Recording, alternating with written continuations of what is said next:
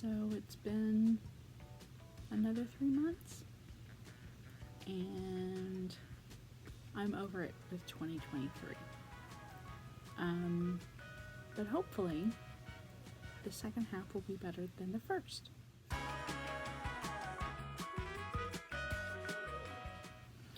Well, hey y'all. It's been a rough couple of months. Again, a long delay since the last update. So we may be doing these quarterly this year, depending on how the rest of this year works out. I'm hoping things get better, and I can do more of my regular either vlogging or maybe, update you a little more frequently than 3 months at a time. I'm also hoping, apologies for the last one because it was rather long. So I'm hoping this one's a bit shorter, simply because a lot has happened not craft related in the last 3 months, so that has kept me from doing much craft related stuff. I think though, for the purposes of this particular episode, I'm going to save all of the personal life stuff to the end, so that way if y'all want to bow out, a lot has gone on, and it's worth talking about. I mean, it was important to me, it happened to me, so I feel like for those of you who are here, you are interested in me, and I consider you all my friends, so I'd like to give you a personal, face-to-face, if you will, of what's been going on behind the scenes. But I want to save it to the end, because for those of you who are just kind of here for the crafting, just for the stitching and the knitting, and crochet, we can do all that first, and then, at the end I will kind of tack on the reason for the little bit of, and it's not a little bit, I've actually done some stuff, just not as prolific as maybe 3 months might have done, or I might have gotten done in 3 months in the past. So yeah, hopefully this one isn't, was it 3 hours last time? Hopefully, fingers crossed, it won't be 3 hours this time. But I do have my journal here to kind of help me keep track. I'll kind of go chronologically. And then if there's anything, so I'm going to try to record as much of this as I can. It is Friday, July 7th. So I'm going to try to record as much of this as I can. I have a feeling it's probably going to take me the entire weekend to get this put together and edited and updated and all that kind of stuff, just with things going on behind the scenes still. But yeah, I will try to remember to put as much information either on the screen here for you or down below in the description box for the video, so that way if you have any questions, always feel free to add additional questions or comments. I'm always happy to see them. I think since the last time I've gained probably a couple of followers, so welcome all. You are all welcome here. The only thing I don't know is I think most of them were probably private accounts, so I don't have like specifics. I just know I think the number's gone up a wee little bit. So yeah, with that, let's get started. For those of you who are new, I am the Curly Stitcher on Instagram as well. My pronouns are she, her. This is primarily a channel, a crafty channel, but from time to time, if I get back to a regular vlog, you might see other things, work or whatever else I've got going on in the background, more life related. But these actual episodes, I try to stick to primarily my crafty stuff. So crafting includes cross stitch, sewing, knitting, crocheting. I do some beadwork from time to time. Just about anything really. Those who know me know that I do a lot of different things. In the background, of my previous videos, and probably this one as well, if you don't hear her already, is May. The door to this room is closed today. There is a good reason for that. That will also be at the end. It's not her fault. She's a good kitty. But there have been some changes in our household, and so the door needed to be shut in order for me to get this done. I tried to set things up, and it just didn't go as planned with the door open, so, yeah, but more on that later. Okay, so, last time I left you was, I think, the first week in April. It was right after the first, I think it was like the first week and a half of April. I had just shown off a finish of my spring calico. It's actually right here. Hold on a second. This, which is a Stitch Sprout design. I'm only showing it again just to kind of give myself a benchmark, a place marker. But essentially, this was finished the first week or so in April, because it was my friend Beck's birthday, and she does a hashtag every year on Instagram to celebrate the entire month of April. It is Beck's Cat Kingdom Sal, S-A-L, Stitch Along. And so that was my contribution. That's what I got done. So that's kind of where we left things off. So for the month of April, shortly after that, there was a quick, I say out of town, we just left for a couple of, days. We found an Airbnb, basically, that, my in-laws did, and we got together. So that was the next week, and then, right before we left, though, it was the weekend of, like, April the 14th, I wanted to start, actually, another, cat, pattern, because I thought this one I got, put the picture here, I got wind of it on Instagram. I want to say Imogen X Stitch. They had posted it on their stories, maybe, and this excited me a lot. So, what I'm going to do is I'm going to put a brief photo here. This is a little more stitching than what I got done in April. I got basically like half of the cat's face and all of the body, none of the tail. But I did start it, and this was going to be my second Cat Kingdom Sal contribution, and it's not a very big, I mean, it's about 3,600 stitches maybe total. Like, it's Pattern Keeper compatible. It's by Barbara Anna. Bought it through Creative Poppy, and I thought this would be a good, because I finished Spring Calico so quickly. That was like truly a really quick stitch. So this was something that I thought I would take to work with me. This is also about the time, this was the beginning of the second round of the Most Magnificent Ink Circles Round Robin. So I just sent off my first quarter of my pattern off to Staff Pocket Roddy, and I was just waiting to receive the second pattern that I was going to stitch that belonged to Jackie.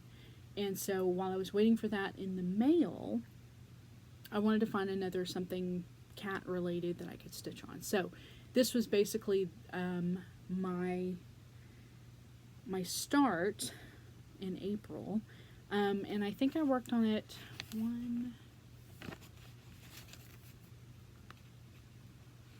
I may not have worked on it more than just that first. No, I worked on 2, 3, So maybe like three or 4 days in April. So I got a bit of the cat done, which was good, but that's about as far as I got. All that to say, I've got it here, but I'm going to wait and show you how far I've stitched since then, because I picked it back up this month, and I'll explain all that a little bit later as well. So, in addition to that,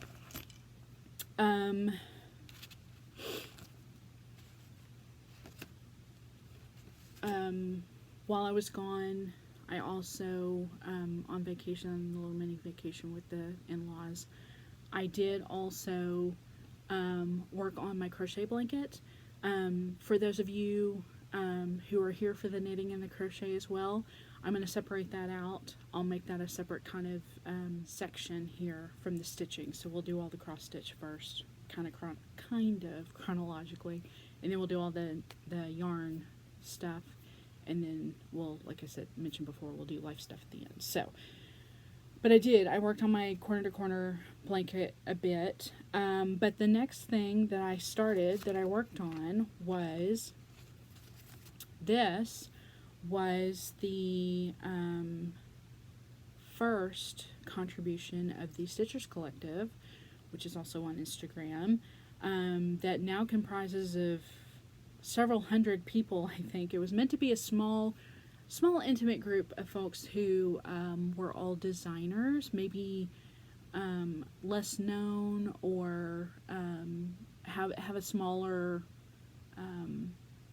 portfolio that they have out for the public to purchase, but along with them some larger stitchers to provide some mentorship and some guidance on how to expand or grow their business, or suggestions on how to work smarter at their designing for hopefully for the public. So all that to say that the weekend of the 22nd, of course, which was Earth Day, Stitchers Collective put out this collection that all you had to do was submit a receipt to their inbox, their email, that showed that you had contributed a minimum amount to one of, I think, 3 different Earth environmental organizations,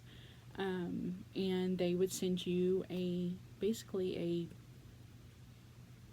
a huge collection, in my opinion, of patterns from a lot of smaller indie designers, but all related to celebrating Earth Day. So with that, since I had purchased it, I decided that I picked this fabric. This is, hold on, I kind of want to just show you the fabric if I can. Maybe not. Maybe I can do it this way. This, which was is a 28 count Picture This Plus sterling. It's a Lugana, and it's kind of hard to describe, but if I had to describe it, it's like a very misty gray-green. This is not, there, that's a little bit better. That's a little bright for this, but that's pretty close. But it is a piece that I had purchased a while ago from Fire Poppies before they closed, and I knew this was kind of a nice, really, really nice piece of fabric, and I just didn't know. I think this is 1/8 of a yard. Yeah. So I got to looking at some of the patterns, and as you can kind of see here, I've got it half folded up. I'm kind of holding it with my needle minder here, but I realized if I could fit 4 of the smaller patterns, and I'm stitching all these 2/2, so it's the equivalent of a 14 count. But I thought if I could fit 4 sections of this 1/8 and get 4 patterns on here, it'd be great. And I think I'm pretty sure I've picked the 4. I've definitely started 2 that I wanted to start. So Earth Day itself, this was absolutely, I think, one of the ones that got a lot of people's attention when this was shared on social media and Instagram. I'm going to put a picture up here because I'm not quite finished with it yet. I'm close. But this is by Quadernation. Yeah, I'm gonna butcher that name, so I'm really sorry. Yeah, I'm not even gonna try. Sorry. So I'll put the name of the designer down here. It'll save us all some trouble. But this is Gaia, and that's how far I am on her. And so there's a couple more little doodads up here, but basically I just have her left to do, her hair and her the rest of her head. But yeah, I'm really loving it. And someone, I can't remember who, put out a Instagram stories like poll or question Q&A kind of thing and said, if you were going to stitch this, what would you stitch this with? Well, it just so happened that I had ordered a couple of Stitchy Box mystery silk packs, and what I received was this silk, flower silk, and it's called Hera's Peacock. Hera, like the goddess, the wife of Zeus. But yeah, so basically that's what I ended up doing was I had one, and I told myself if I could get enough for this pattern,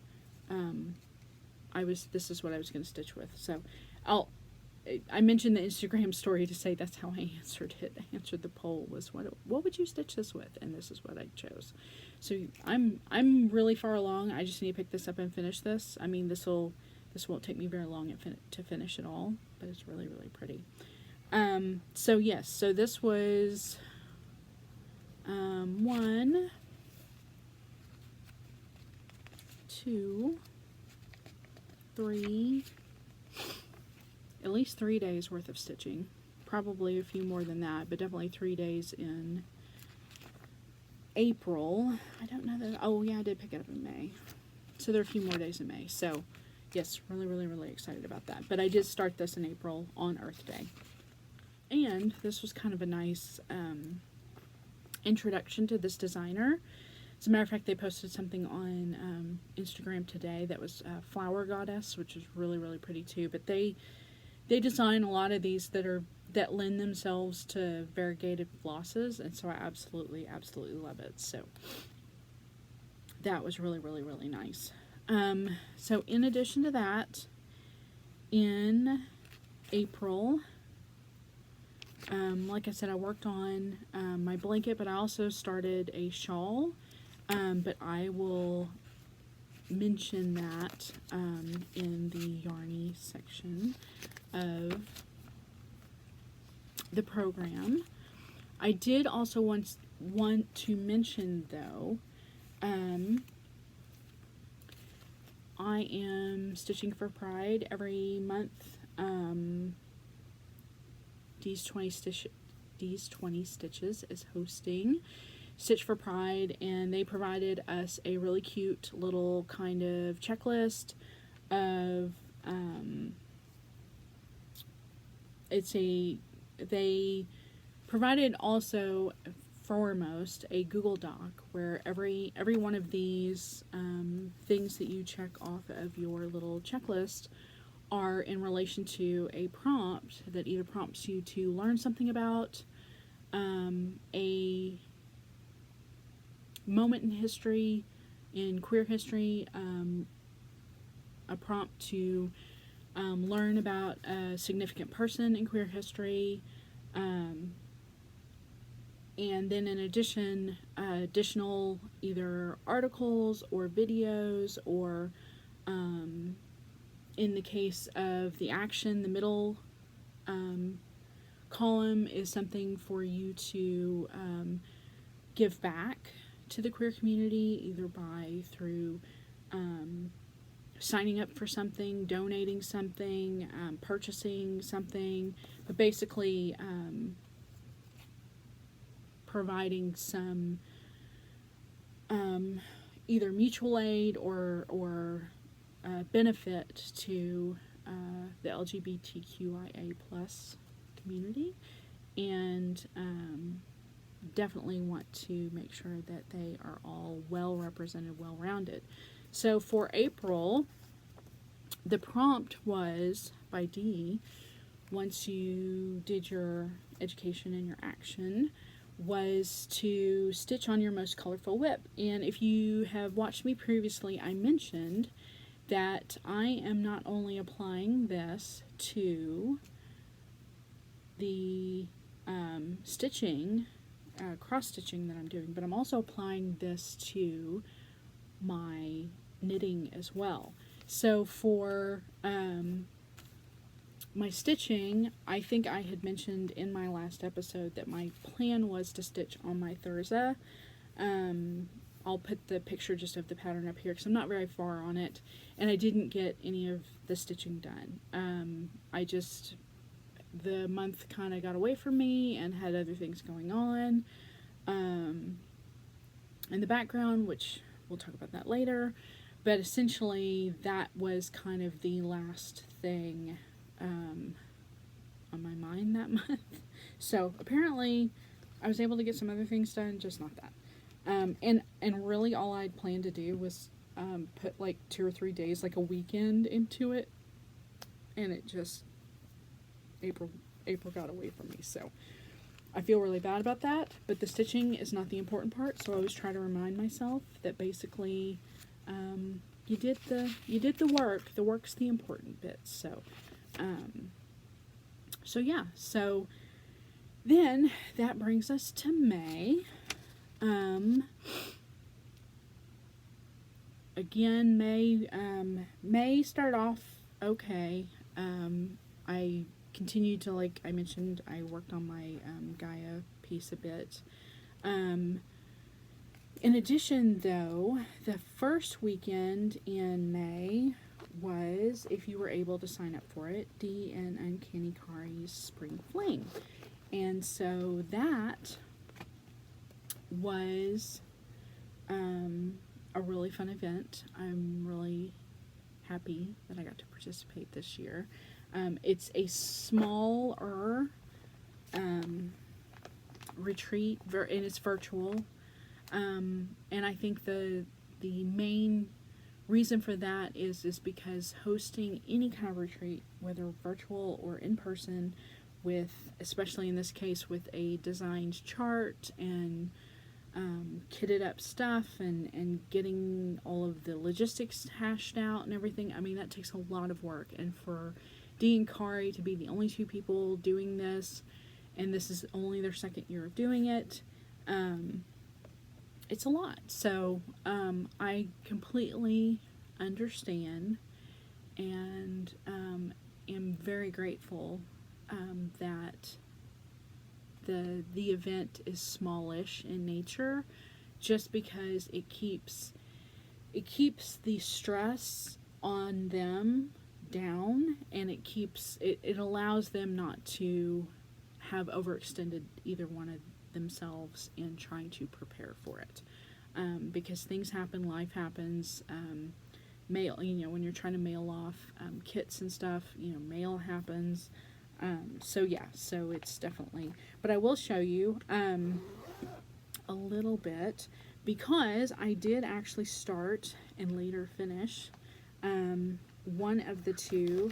So these were the 2 patterns we go on, and this was the smaller one we still go on. So we received both of these, as well as Brennan Needle floss in 2 different colors. The color that I stitched mine in is Spiled Rotten, and then the other one is this reddish, so it's kind of hard to tell. This one has purple in it. Let me see if I can separate that. There we go. This one's purpley, this one's more of just a brick red, but variegated color. And that one is called Stavanger Things. So Brennan Needle is out of Canada, so usually their color names are Canadian pun names. In addition, we also received a Brennan Needle hand-dyed linen called Tea and Toutons, or Tautons, I think Tautons, which is this really pretty, almost surprisingly similar to my Sterling, but a little more grayish. Yeah, that one's, but it's definitely green, but it's also got speckling. See the speckles? Which is really, really nice. So I, at the retreat, started, but then, like I said, later finished. We still go on. That's this one right here. So I will show you that in a bit. And I used this fabric, but I used,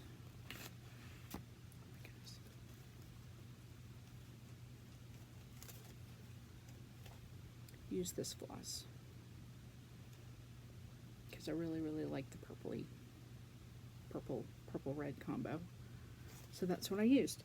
But in anticipation of the event, oh, so we also, if you want to see what else we got, we received this needle minder that kind of matches the shape of the deal of the pattern. We also received, I think, we received these scissors, which are really, really nice. I did that's my own bling there. I did that, my scissor fob thing. And then in addition, we also received these really pretty, oh, and the needle minder was done by Millions of Stitches. I'm almost positive. Kind of removed stuff, but I'm almost positive the needle minder was on there. But then we also received this really cute pin set. Hold on if I can get it. Again, on a piece of felt shaped like the little shield. So I will definitely use these. I have other of particularly Kari's patterns, like freebies on her Patreon, that I want to do in berries, like I did my knights. So I think I'm saving those for that. But I'm keeping them in this velvet bag so they don't get messed up or bent or stuck on something or poke through. But in anticipation of the event, I did stitch this little vinyl. Just kind of matched the purpley red. So I stitched that, and that's where I keep this kitted all together, because I do still intend, the way goodness gracious, the fabric that they gave us was enough. My finish that I will show in a little while is truly in the center of the other half of this piece, and this will fit the larger. It'll have to go vertical. Jeez Louise. Vertical this way, but it will fit. So basically I'm keeping this together because eventually I will get to this. And I think, if I had to guess, I have enough of the Spiraled Rotten if I wanted to do both. But I think I'm going to do the other one in the red just to have stitched with both colors. So that is my plan. When I get to it, I don't know. Do you hear May? Poor kitty, she's not used to being locked out of this room. Okay, so that was the weekend of May the 6th. That was the bag and the retreat. And then on, I think, that same day, either before or after the retreat, I started, without having even finished my other Earth Day pattern, I started a second one, because I just received the entire collection of DMC Etoile. They were having a sale that previous week or so, and it was whatever it was, however much off, percentage off. So this is what I chose to get, and it was the entire, now there's some removed, and I'll show you why here in a second, but it was the entire set of Etoile. So this was actually a really nice purchase. Those are all the colors you receive. And as a matter of fact, as a sidebar, Michelle Bendy is Bendy Stitchy, Michelle G, Bendy Stitchy, is, I think this month for July, wants to do the Craft Experimentalist pattern, Make the Yuletide Gay. And in one of her latest live streams, somebody mentioned that they wanted to do it in all étoile, and that was like a really good idea. So I'm thinking I may do the same thing if I can get my act together this month and not drop the ball, because it is already the 7th, and you know, these months just fly by, honestly. So anyway, I digress. So this I had just received in the mail, which made me want to get out this pattern here. This is the Earth Band Sampler by my friend Stitchy Nati. She is one of the Stitchers Collective as well, so this was also part of the Pride Bundle. Now, hindsight being what it is, very shortly after starting this, it occurred to me that stitching in a toile is not the most earth-friendly material to stitch in, and the reason why, if I'm not mistaken, is, yeah, so it's 73% cotton, 27%, this says metallic, but it's polyamide, which I think is you know, like polyester. It's a synthetic material. So the sparkly isn't exactly the most earth-friendly, but I couldn't help it. I really, really, really wanted to do this band sampler, and I really, really, really wanted it to be sparkly. So that's where I am. So yes, I started with the mid band, the center band, the mountains, and by the time I got done with that and had started a couple of trees, it just dawned on me. I was like, this is not earth-friendly at all. But I don't care. It's going to be sparkly. It's going to be gorgeous.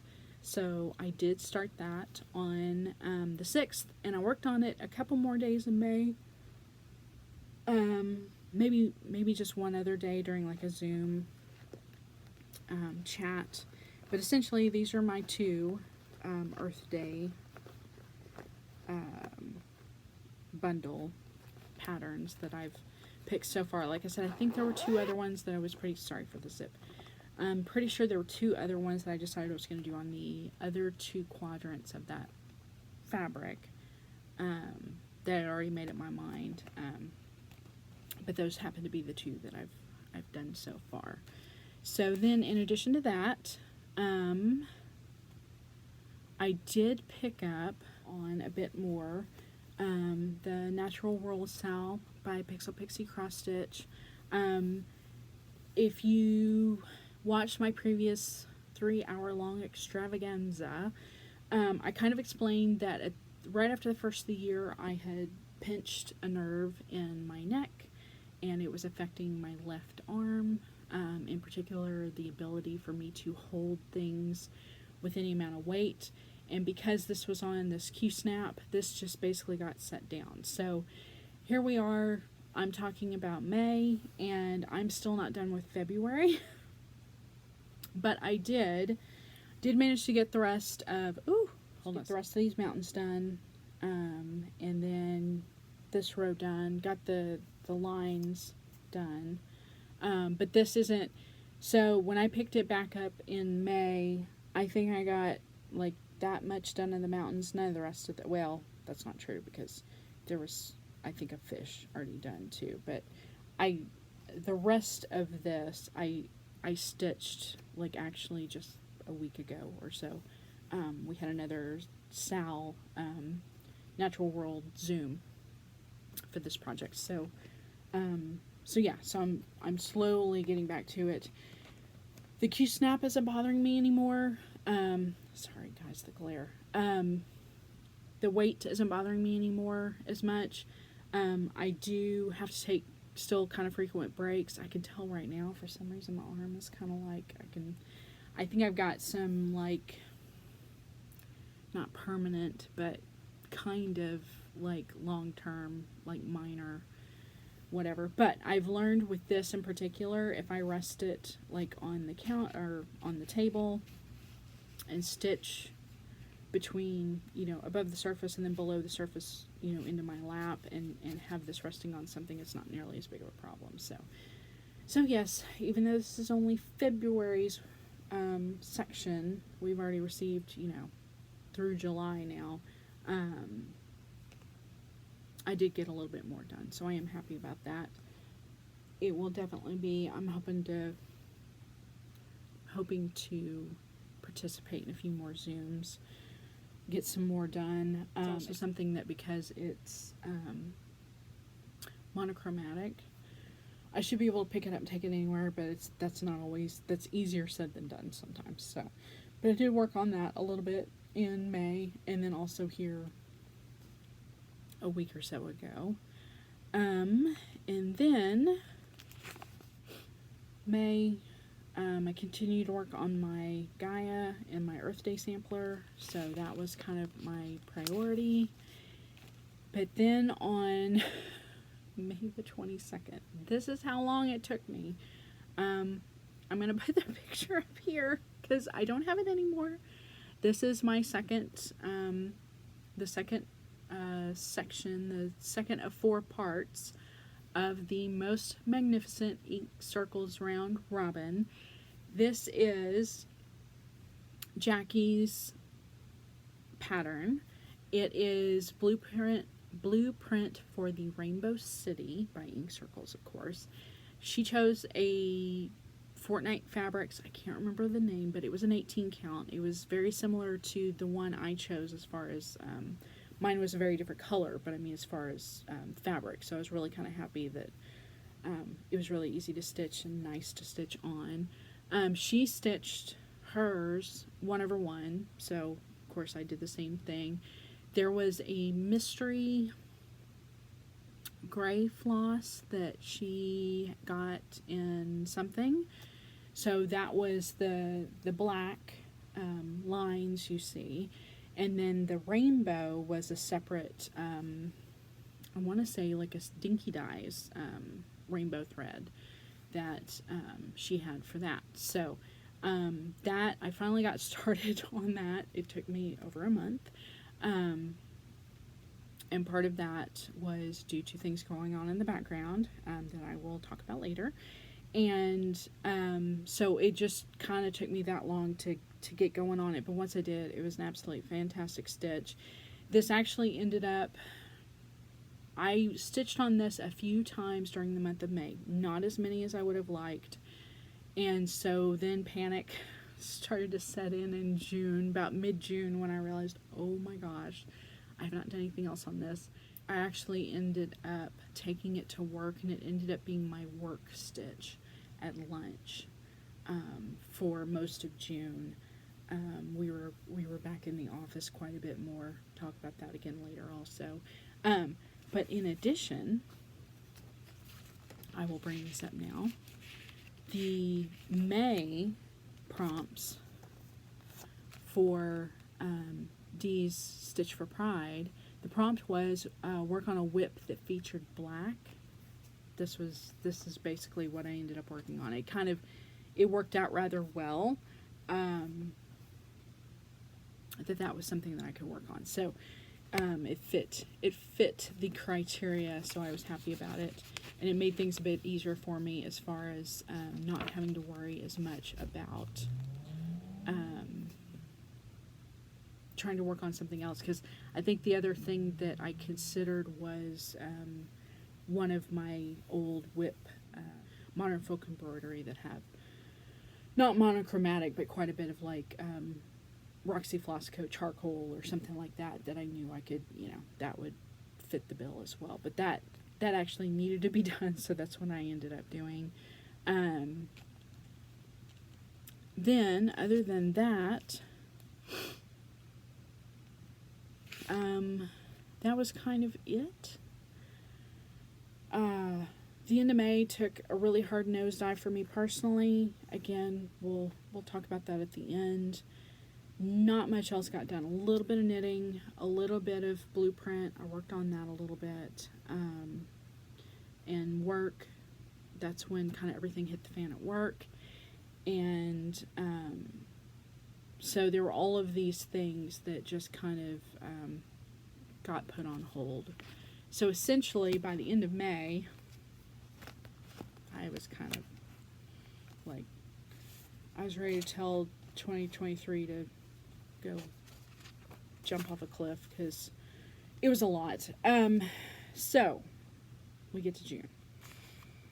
And I will start with this because why not? So June, Dee's prompt was, okay,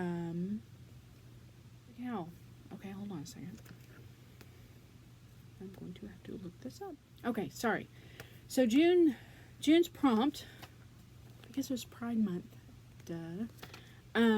was to stitch on a pattern designed by a member of the queer community. So anyone who was 2S LGBTQIA+, if the pattern was designed by them, great. But if you're working with floss and fabric that was dyed by one, great. But it was basically, because it was Pride Month, it was just a way to support the community directly. So I knew that I had not finished my We Shall Go On. So, one more time, just to show you, this was the pattern. And that's my finish. So I was really kind of excited. So during the retreat, I had 1, 2, 3, 4, and I think all the way up to the first petal on the 5th flower. And I may have had some of the little motifs done, but I had not any of the skull done, had not finished this flower, so I finished it. So I was really super, super excited. And yes, that's how variegated the floss is. Very light purple to very dark purple. A lot of pink. Very, very, very, very lovely. So that was my finish. And I can't remember. I'm not going to look it up. But I had not had a lot of finishes so far. I still don't have a lot of finishes so far this year. This is going to be kind of a down year for me. The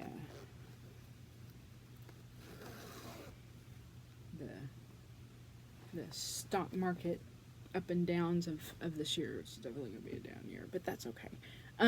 But yes, so it was stitch on something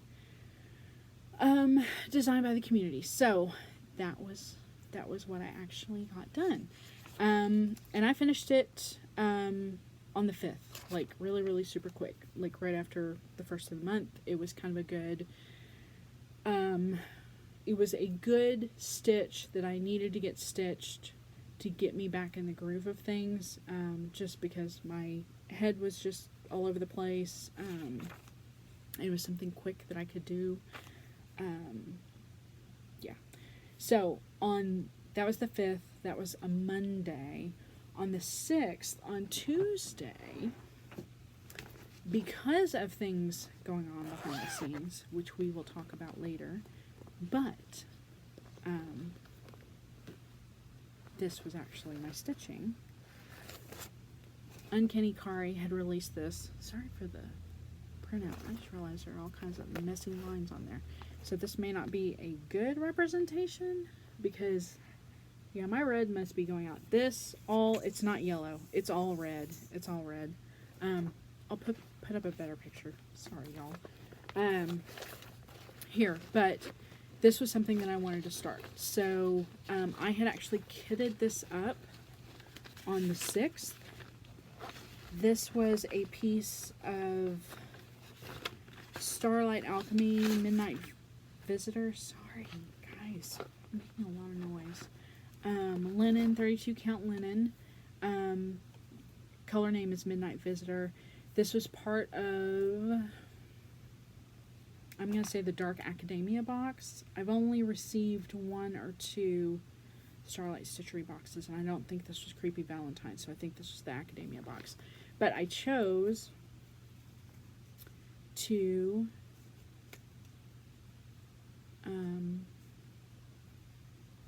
do a color conversion with let me pull better Roxy Floss Co. Roxy Floss Co. flosses, and I think the colors are pretty true to Kari's. Sorry, this was Uncanny Kari's design. Pretty true to Kari's vision, goal, colors, scheme. And so kitted this up on the 6th.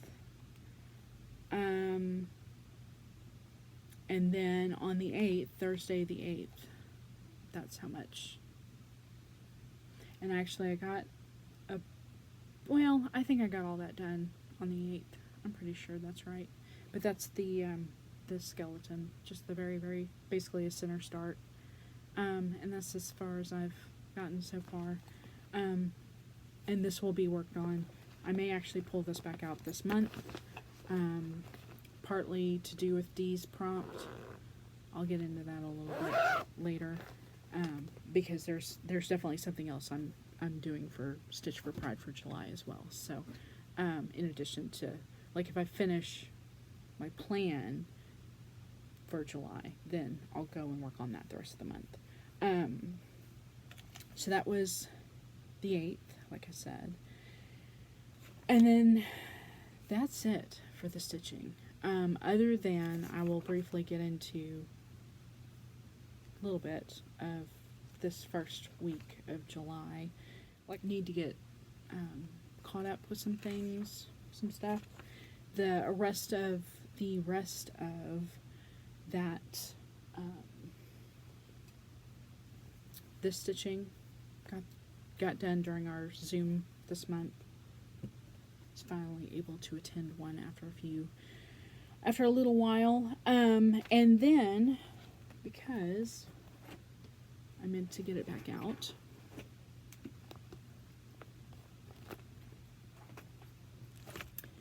I mentioned previously my second cat that I started in April that I did not get very far on. I started stitching on it again. So I stitched on it either 1 or 2 days this week. And, and I guess I never really mentioned, so this is a, hold on. Okay, this is a Fiberlicious Yummy Fibers Ashes to Ashes 32 count linen that was, did they put on here? This must have been either, I'm going to say this may have been April's color that I received. Maybe April or May. Because there are another couple of colors stacked on top of it, and I know I've just received those in the last couple of months. So, that's what I'm stitching on. And, again, chose a floss conversion, Roxy Floss Co. And tried to pull colors that I thought, one, again, represented the colors of the chart, but also because of the color of fabric I'm using. The colors on the picture, there are a couple of blues in there that I had to make sure would work on this gray, and I'll show you because the darker one definitely shows up pretty well. So there's my little start. So I picked this back up because this is going to be, geez, see if I can pull that back. There we go. Maybe. Sorry, it's really, really wrinkled, so it's kind of a mess. This is going to be my July Stitch for Pride. And I will get into a little bit here. Dee's prompt this month, this may not make sense if you're doing Stitch for Pride unless you actually know and went through all of the work. Because this month's main focus was a trans woman named Wendy Carlos. She is, I don't know if it was said in any of the articles, but I'll say it, feel like she was the godmother of synthesizer music. But she's a very, very interesting, unique, special,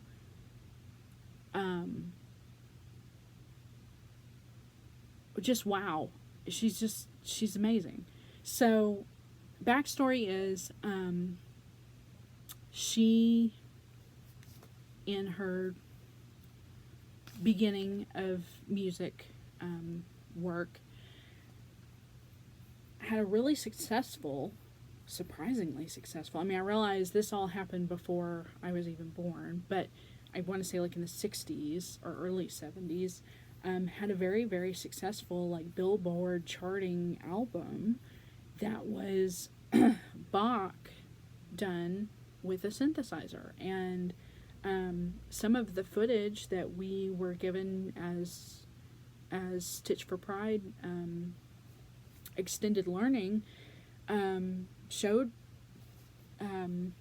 just how prolific she was at learning and using synthesizers, because back then, the best way I can describe it is if you've ever seen a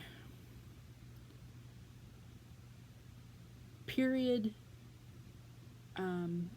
era movie that is based on something related to computers during the 50s, 60s, 70s, you remember you would see these ginormous, what were mostly all IBM back then, but reel-to-reel tape computers. And, or even prior to that, the punch cards. So imagine that, only it's a synthesizer used for basically digitizing sound and music and literally like notes, and processing it through a computer, a huge computer, to create electronic music, essentially. So all that to say, she had put out this album of Bach done on synthesizer, and for the time it was apparently caught on. It was very, very catchy. I didn't get to listen. Unfortunately, I only got so far as to listen to the one video, the one clip of, they actually hauled out all the computer equipment to an audience, a live studio audience, and played it, because, you know, they needed all this equipment to do that. But it's just absolutely fascinating. So, fast forward a little bit.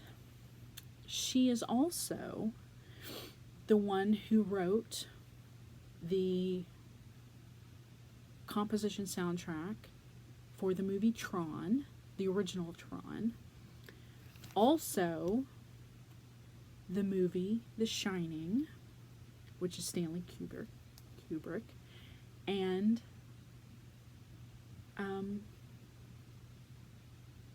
Clockwork Orange.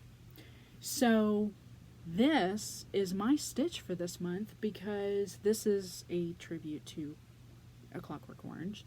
It was absolutely, so despite his reputation as for being the director that he was, Stanley Kubrick, in my opinion, always, he and Oliver Stone always managed to push me just to the edge with their directorial visions. And I could say the same thing for Guillermo del Toro too. So when I first saw Clockwork Orange, I can't even remember what prompted me to see it. I do not suggest you see it unless you like or understand or know the premise of the movie, because it is not for everyone. And by today's standards, it might be a little, it definitely would need like content trigger warnings at the beginning. But for the time, it was very edgy, very dark, very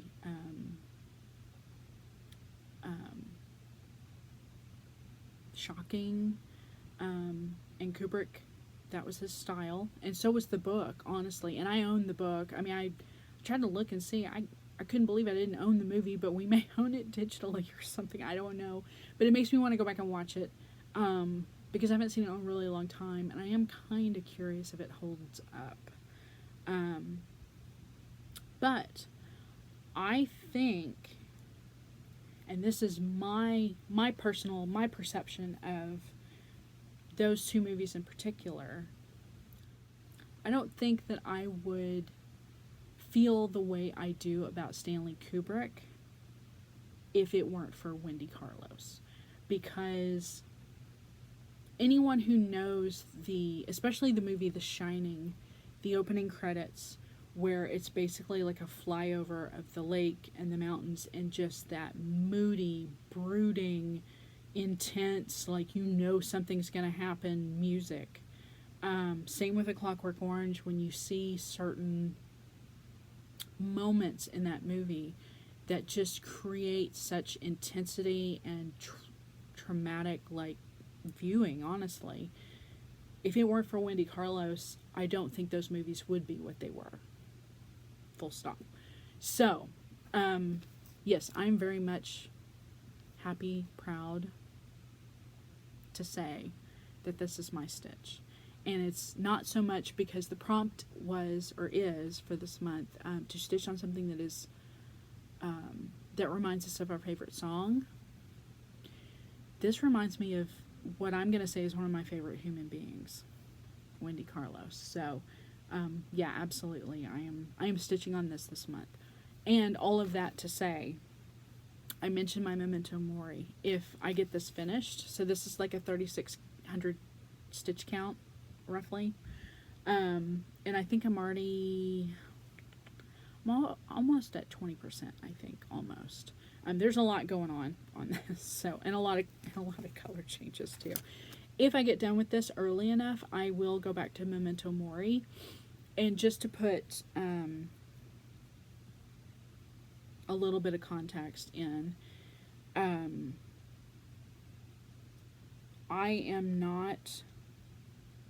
would not have the love and deep appreciation for all kinds of music if it were not for certain people in my life that have recently passed away. So we will get into that part later, but that is to explain the reason for that.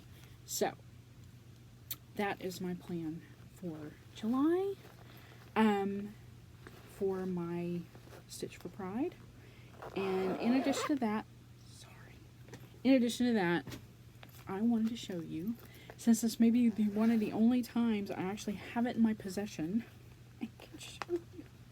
I received in the mail yesterday, I think, or maybe Wednesday, my third section of the Most Magnificent Ink Circles Round Robin.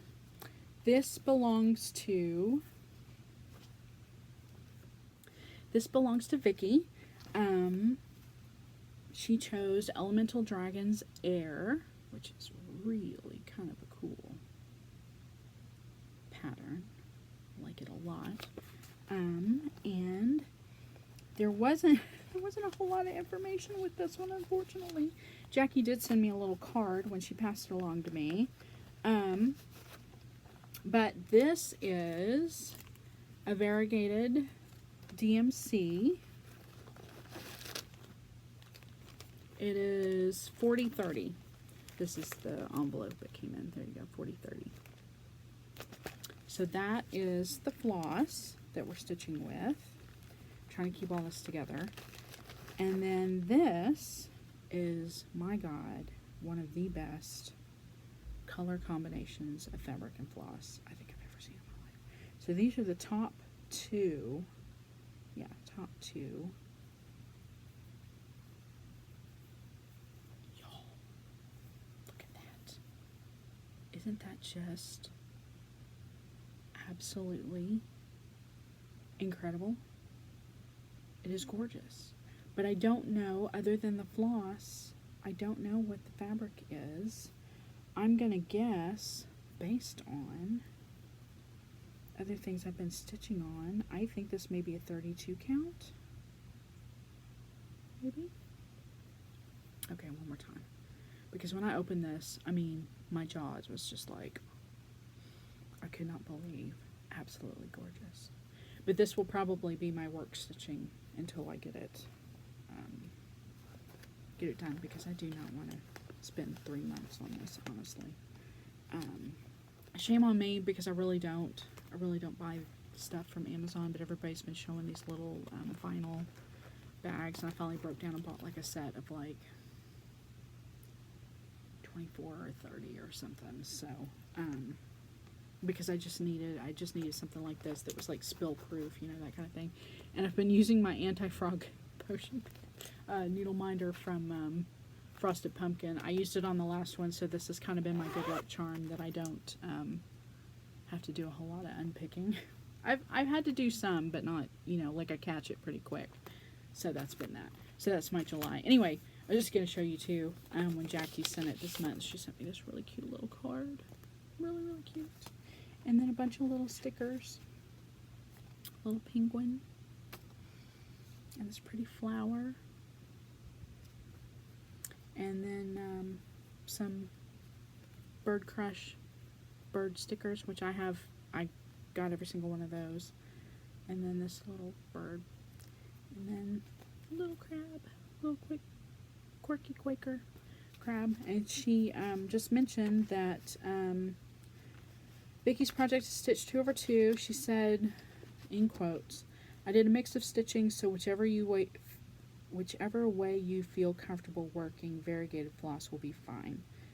And then Jackie mentioned she closed some stickers, so kitty cats. So that was basically my third section, and I'm so excited.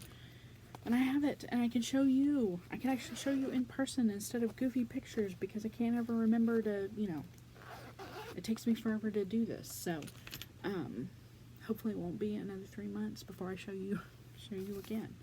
All right, so I'm going to take a quick break. That was the stitching portion. We're at an hour. But I will say the yarn portion will go pretty quickly. That's pretty much the only other thing I've done the last 3 months, and then we'll do the little bit of life update. And I do have a couple of things that I was going to show you also. One is a whole investment kind of thing that I'll show you, that I showed you something similar once before, so I'll show you that. I'm not going to go into all the, you know, I get floss subscriptions every month and fabric and stuff. I'm not going to do all that, but I will show you one thing that I purchased that I thought was worth showing, and then we'll wrap things up.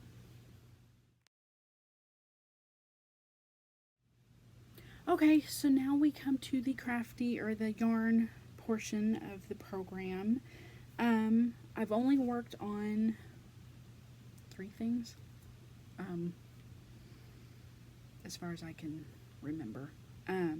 So we'll run through these rather quickly, and all of them I will mention, as I mentioned previously, are Whip for Pride, or yes, Whip for Pride, Stitch for Pride prompt goals, or things that I wanted to do.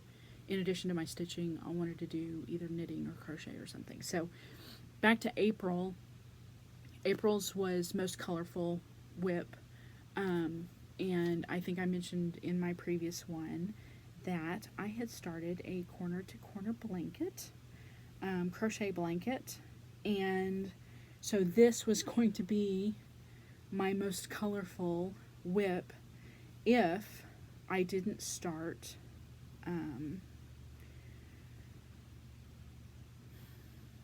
another project that I'm going to show you here in a minute. But I did actually put a few more rows into this. I'm not going to hold that whole thing up. I mean, it's a lot, y'all. Y'all saw it the last time.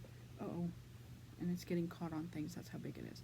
But I did add a few more rows here at the top. I think this is probably where I left off right here, so, or right in this area. So I think I added this, and I started another little section, and this, you can't really tell because it's literally like the first, but I'm actually turning the corner now, and I'm starting to do my decreases. So I worked on this the beginning of August, when we took our little family trip with my in-laws. I took this with me. It was a good project to have because it's kind of just mindless, and I'm just, you know,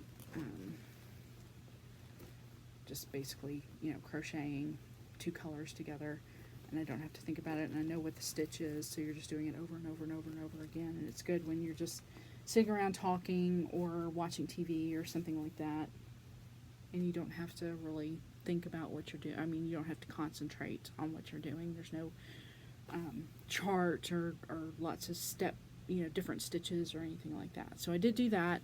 But in addition, I had also mentioned that because the prompt was most colorful whip, that I had received, let me see if I can find the ball band, because I'm already on the, I only have 2 skeins of it, and I've already worked through an entire skein, and I'm on the second one. Here we go. Fiber Hustle. This was the colorway Watershed that was based on the Indigo Girls song. An album, basically Aaron from Fiber Hustle takes the album cover and of vinyl records that he listens to and dyes yarn colorways. So this is the second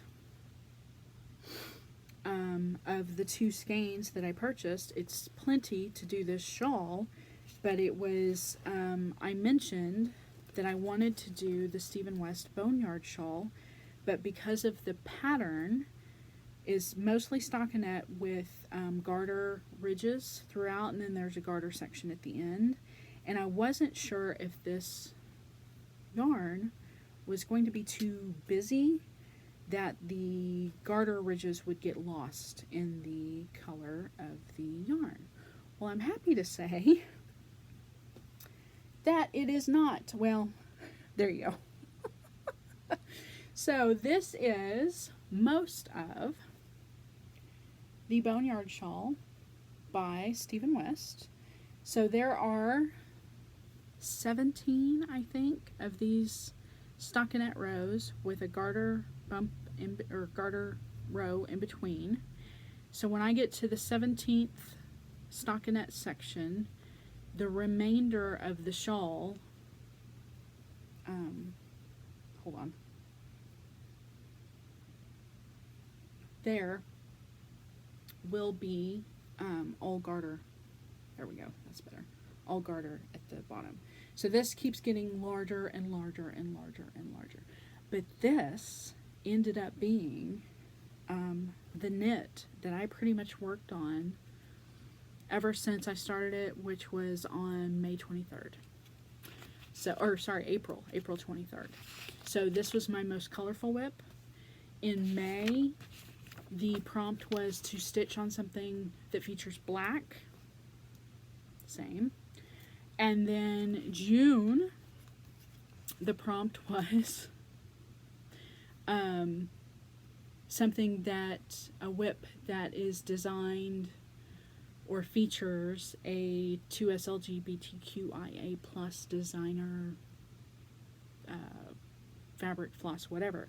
Well, it just so happens the designer, Stephen West, and the dyer, Aaron of Fiber Hustle, both are in that category. So this was kind of a double win for me. So this continues to be, because for July, the prompt is a whip that reminds you of your favorite song. And by far, Indigo Girls are definitely right up there as one of my favorite artists. Watershed is a beautiful song. Galileo is a beautiful song. I mean, Closer to Fine. If anybody knows any Indigo song, you know Closer to Fine, because that was played like all the time everywhere, and people sing it at the top of their lungs every time they hear it. But yes, the Indigo Girls, absolutely, absolutely, right up there with Patti Smith, and yeah. So this is gonna fulfill my July requirement. I would like to hope, because I only have about 2 or 3 of these stockinette sections, because I have to purl the whole way back, are a bit much. It takes me about 45 minutes to do all the way down knitting, all the way back purling, and of course with each row you're adding stitches, so it gets bigger and bigger and bigger and bigger and bigger. But I'm almost to the garter section, so I'm going to keep at it.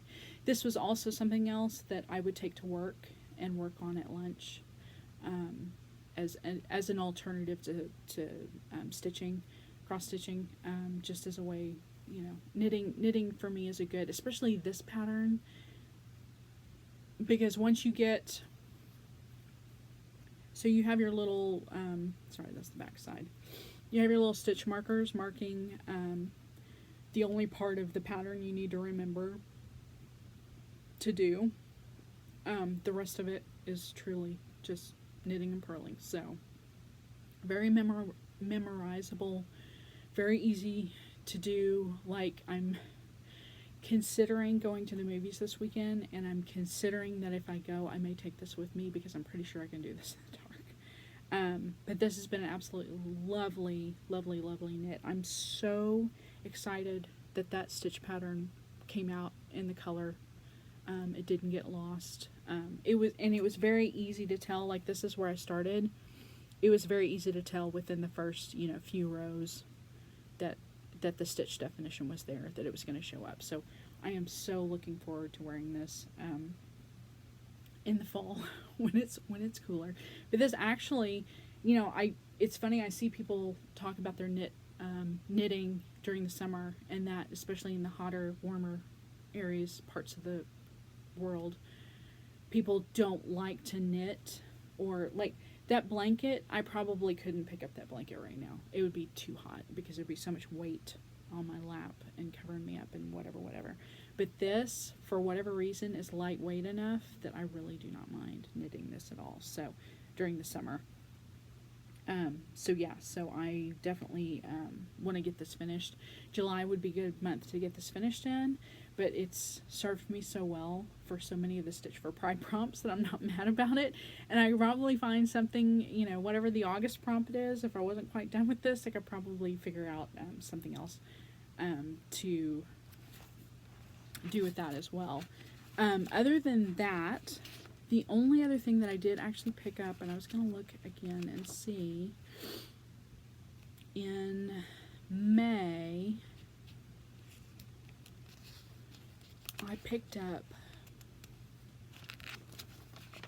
maybe just the one day, maybe 1 or 2 days. I did pick up my fan rim socks one more time, and I honestly can't remember how far I was. I don't think this is where I showed y'all, like just the toe, but I know I hadn't started on the color work yet, but I just got to the point. So what I decided to do was,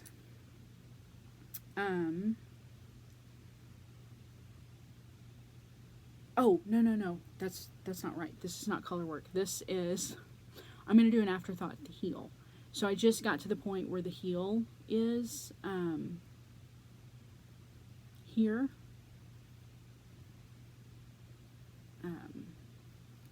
So it's basically, it's going to come out. So that's where I got to. But anyway, but I'm also trying to make sure, because I split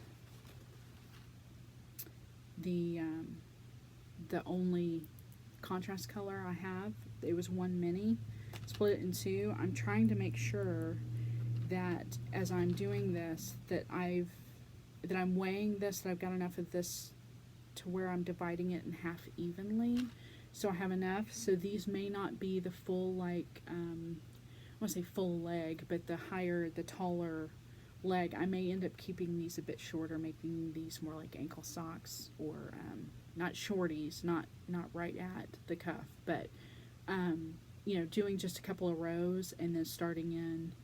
I've got to do increases to get enough stitches on the needles to make the pattern work with the multiples that it requires. But once I get those increases done and I have the right number of stitches on my needles, then I'm just going to start with the color work. So that way I'm not losing, or I'm not going to fall short and run out. So anyway, so that was the thing. I just kind of wanted to show it. It really is no further along, as far as it doesn't look like anything. It just looks like a green like foot on a sock. So but yeah, so this will definitely be my main focus. Socks, if y'all follow me long enough, you've realized I am definitely a single sock syndrome kind of gal. So it's definitely one of those things where I'm like, the not high math, but the mental gymnastics I'm having to do to make those socks work and make the yarn work for two socks that look relatively the same is a lot. So that is it as far as all my yarn related stuff goes. Oh, lovely. Put that back without the crochet hook, so I'll be looking for that later. Lovely. Won't matter. I mean, if y'all know anything about crochet, you know that if you pull out a few stitches, it's not a big deal. It is what it is. I mean, you just pick up, you know, pull out as whatever you need to pull out, and then just pick up right where you left off. So, but that is it. So yeah, obviously not a lot of finishes. You know, just the one really. Been working on a lot of just, you know, stuff. So yeah, so let me take another quick break, and then I will be right back. Oh, yeah, I'll be right back. I'll show you the little bit of, like I said, investment that I kind of wanted to feature, just because, and then we'll wrap things up with some live stuff. Okay, so just really quick, I thought I would mention, last year sometime,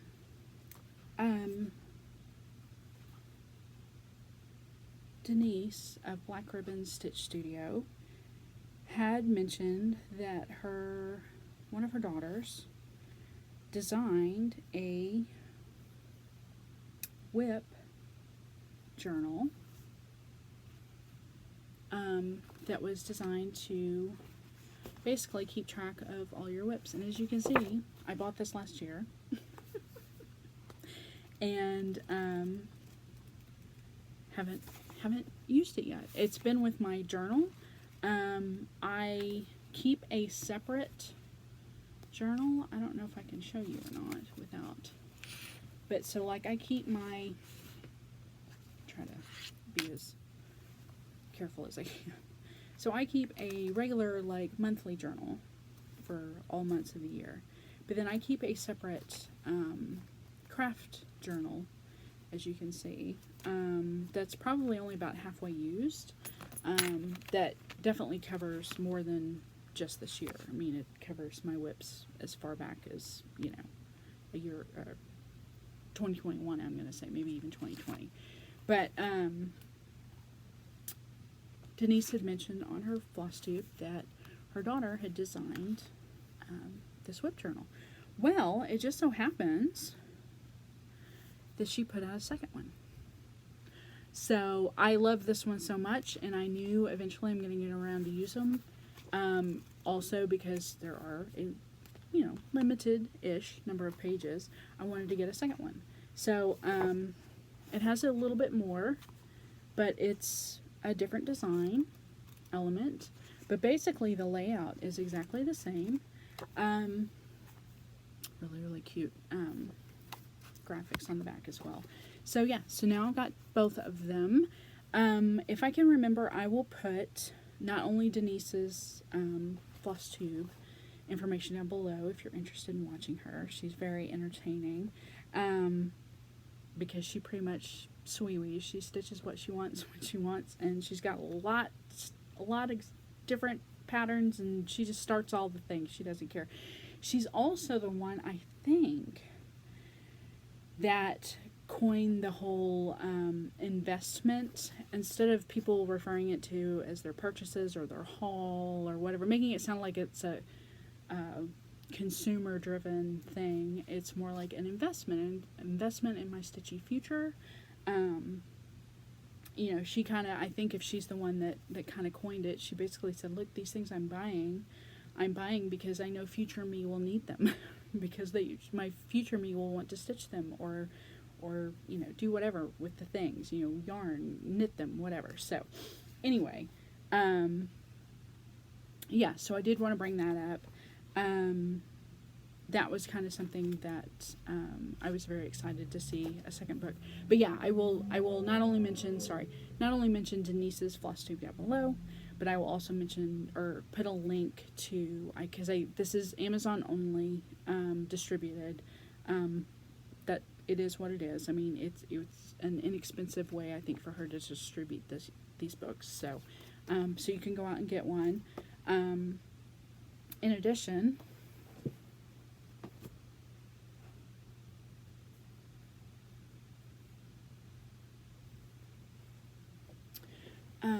Lamb and Kid, which is a yarn store but also a yarn company, was doing a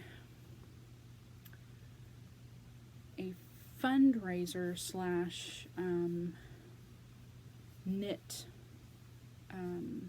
collaboration with Lola Bean Yarn Company. So I got, this is the Lamb and Kid yarn, but this is the Lola Bean yarn. Sorry, it's all upside down and what have you. There you go. The Lamb and Kid is called Clarence. I think these are DK weight. I don't think they're worsted. I think they're DK weight. And then the Lola Bean, the base is Otibo bean. Heavy worsted Aran weight. But the color is called Electric Youth. They were doing a fundraiser if I remember correctly, this was a fundraiser because Adela of Lola Bean Yarn Company is trying to open up a space for dyeing yarn and selling yarn and that kind of thing. And so this was the shawl pattern, actually, I think that this goes with, was free. Very simple, stripy. If I can find it, I'll put a picture up here. So I downloaded the shawl pattern, and then they didn't have very many colors left. Eek. Here, hold on a second, let me reverse. Maybe this will be better, because the gray actually kind of matches my shirt. So if I can get that's a little bit better. But see, it's speckled, but it's like bright neon yellow. So I purchased that, and then, one more thing I'll show you that I also got, just because if you're a fan, then you understand the name of this yarn. This is a Fangirl Fibers yarn that is called Space Daddy. This was I think this was a pre-order, but it was a tribute to Star Wars Day, which a lot of people don't like, but it is what it is. It's May the 4th. So Fangirl Fibers was doing a lot of Star Wars related stuff, but if you're a fan of Pedro Pascal, who is the Mandalorian, everybody, pretty much the internet has referred to him as, like, you know, their daddy or zaddy or whatever the other terms are that they refer to him as. But yeah, this is a tribute. And I don't know the color reference, because these are not really Mandalorian colors, unless somebody can tell me. Am I missing something? Because everything, I mean, I've watched all the seasons, I'm caught up, but these aren't colors related to any particular thing, I don't think. Everything's pretty, you know, gray and moody and brooding, you know, kind of coloring. So if anybody can point out if this actually, the color is in reference to something in particular. But in addition, that was about the time Last of Us was out. So yeah, Pedro Pascal's pretty much been everywhere. So Space Daddy was definitely worth a buy. So that's some yarn as well. And also, I haven't bought any more recently, but the shawl you see back here, that's my friend Jazz, Knitting Nurse, here on YouTube and over on Instagram and on Twitch. She also dyes yarn, and she had a couple of different Pride colorways in June, but they went really fast. So if you are interested in buying any of her yarn, I would suggest that you follow them over on Instagram, follow them on, I think she sells the yarn on Ko-fi. So if you follow Knitting Nurse on Instagram, I think there is a link in the bio for the Ko-fi account. And she will post when there's going to be updates and that kind of thing. There may still be some yarn out there. It's just either previously dyed colors that haven't sold out, or maybe one of a kinds. I can't remember if she does. Some yarn dyers will do what they call one of a kind mop skeins. So basically all the dye that's left that didn't get soaked into the colorway that they were doing, they'll just put a bare skein in there and let it just basically soak up all the rest of the color. So she may have some of those out there too, I don't know. And she may have some of those and she's keeping them for herself to knit with. So all of that to say, go follow Jazz. She's the best. Okay, so that is it for the little bit of investment portion. What is coming next is my life updates. So for those of y'all who want to end it here, I appreciate you watching. I hope you found some inspiration, something either to purchase or knit or look into a little bit more. That would be fantastic. If you're going to stick around, I'm going to preface this. There will be a title card that kind of starts the next segment, and I'll mention it there as well. But just to preface it by saying there is some content warning. There's a kind of a little bit of a content warning in that I mentioned it very briefly earlier. There's been some loss in my life here at home, and also family members. So that I will go into that as well as just some work related stuff. I can't get into too much detail about that, but yeah, work was a mess as well. So all that to say, what is coming up is basically what's been going on for the last 3 months with me. Okay, so for those of y'all sticking around, thank you for still being here. I really do appreciate it.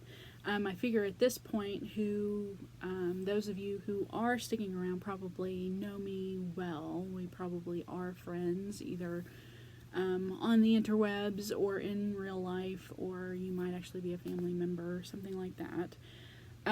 So, what's been going on the last 3 months? So, there have been some pretty big, 3 or 4 big events that have kind of just thrown these last 3 months for a loop. So I'll start with April. I mentioned earlier that we had a little family mini trip. We went to, so I live in north central Texas, north of Dallas-Fort Worth. We went a couple of hours west of here to Lake Bridgeport, which is one of the larger recreational lakes in the area. And my in-laws had rented an Airbnb. That all was fun, great. Got to basically spend an extended weekend with them. Got to spend time with. I hadn't seen my in-laws in a while. Hadn't seen my sister-in-law and her partner in quite a while, so that was all really, really, really nice. However, during the trip, my father-in-law had come down with allergies. They live 6 months out of the year. My in-laws live 6 months out of the year in Colorado and the other 6 months in the Pacific Northwest, in Washington State. And so coming back to Texas after a long period of time not living here, it's probably been 20, 25 years now since they've lived in Texas. You know, people tend to realize that they have seasonal allergies to stuff that, you know, you don't get in other parts of the country where those plants aren't native. Anyway, nothing wrong there, but he came down with a bout of allergies, which kind of put a damper on things, because then all of a sudden, you know, somebody doesn't feel good. However, when we got home, I came down with a cold, and at first I thought that's pretty much all it was just a really, really, really bad head cold. And went about a week, maybe 10 days? Nah, probably about a week, probably about 6 or 7 days.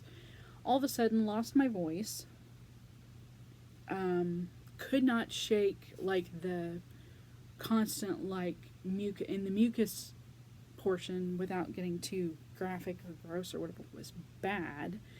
But when I lost my voice, that was what happened to me when I got COVID the previous, like, 2022 in May. And so I took a test, but by then I wasn't on the downhill, but I was on the other side of it. But I still had a lot of just clearing my head. I mean, it was terrible, but I had lost my voice for several days. And that was the one thing that had happened before. Now, I didn't lose my sense of taste or smell like I did before. I didn't have, like, the super achy, feverish flu, whatever, as before. But the other thing was, nobody else got it. So whoever I was exposed to that might have given it to me, no one else, there were 6 of us, no one else but I got it. And the only reason I mentioned my father-in-law was he had the allergy situation. You know, we went back and asked, you know, did he test, whatever, and they were like, well, no, he didn't, you know, it was allergy symptoms, you know, the typical whatever. And it's like, oh, okay. So basically I was the only one. So after those 7 days or so, I did finally take a test, and it was faint, but it did show the second line. So that may have been, I caught COVID again, but it wasn't the same. I've received every vaccine, including the bivalent one, whenever that was, the last round that kind of came through here, and they said it was available.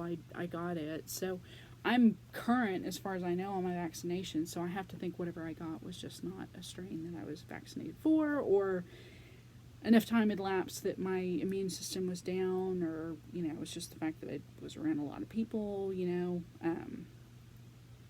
It could have also been a false positive, you know, really could have just been, like, not the flu, but really bad cold. But it was something serious. So, having put all that in perspective, what it meant was, when I got my second ink circles round robin, I was sick. I mean, I was seriously sick, and I had a lingering cough for about 6 weeks. And not only was it, you know, having to constantly cough and cough and cough and cough, but constantly having to drink tea to try to help loosen up all the stuff in your system. But you don't want to stitch while you're doing that. And you certainly don't want to stitch somebody else's project while you're doing that. So that was the main reason for the delay and not starting that until mid-May. Plus, I was just horribly, horribly sick. So that was April and part of May. So then, Memorial Day weekend, our older, if you've been around, you knew we had 2 cats. Our older cat, Kip, who was a male, was 20 years old this year.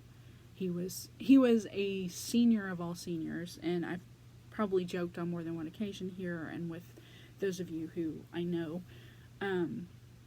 he'd become quite the cranky old man. Well, Memorial Day here in the States is typically the last Monday of the month. So that weekend prior, holiday weekend, but got up Saturday morning, and he wasn't doing so well.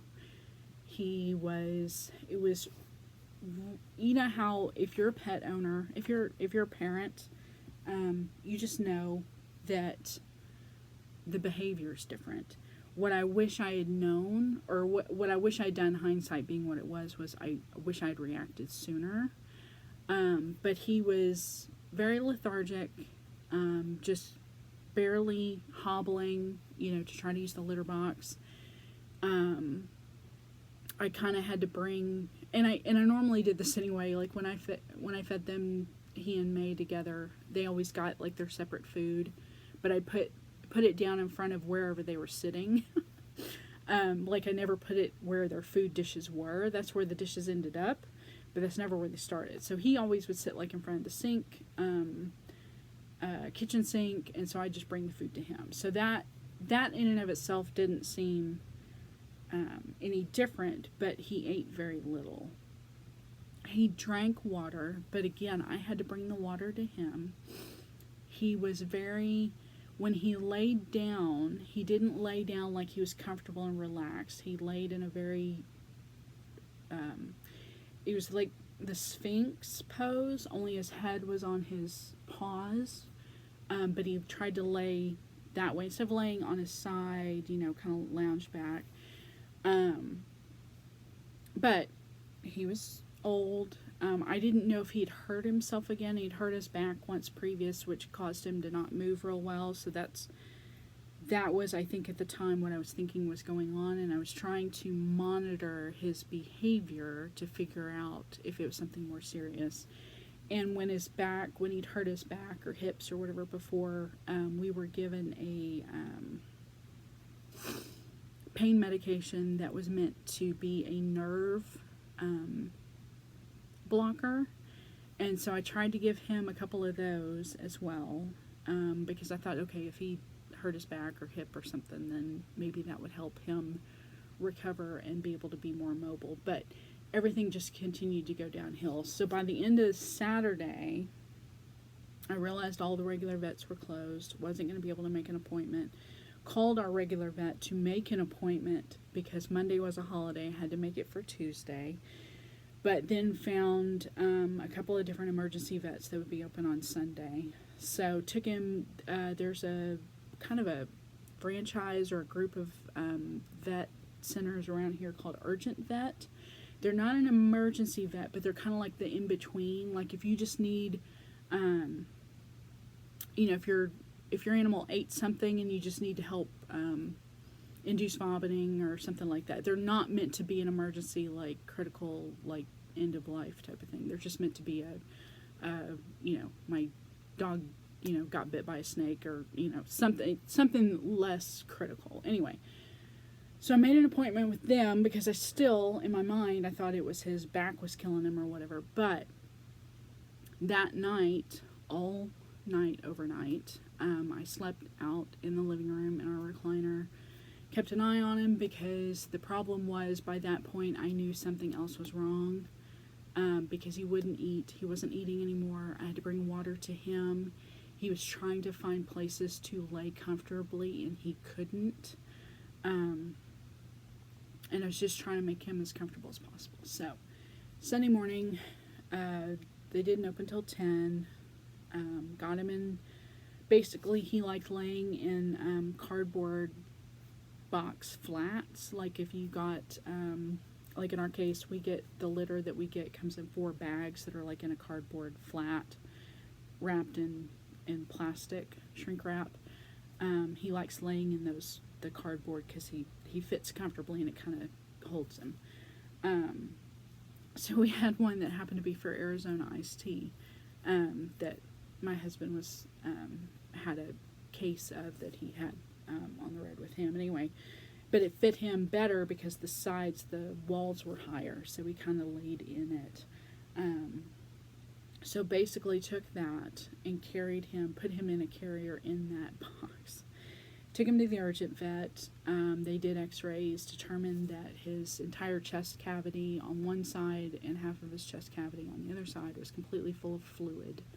So basically what it was doing was it was collapsing his lungs to the point that he couldn't breathe.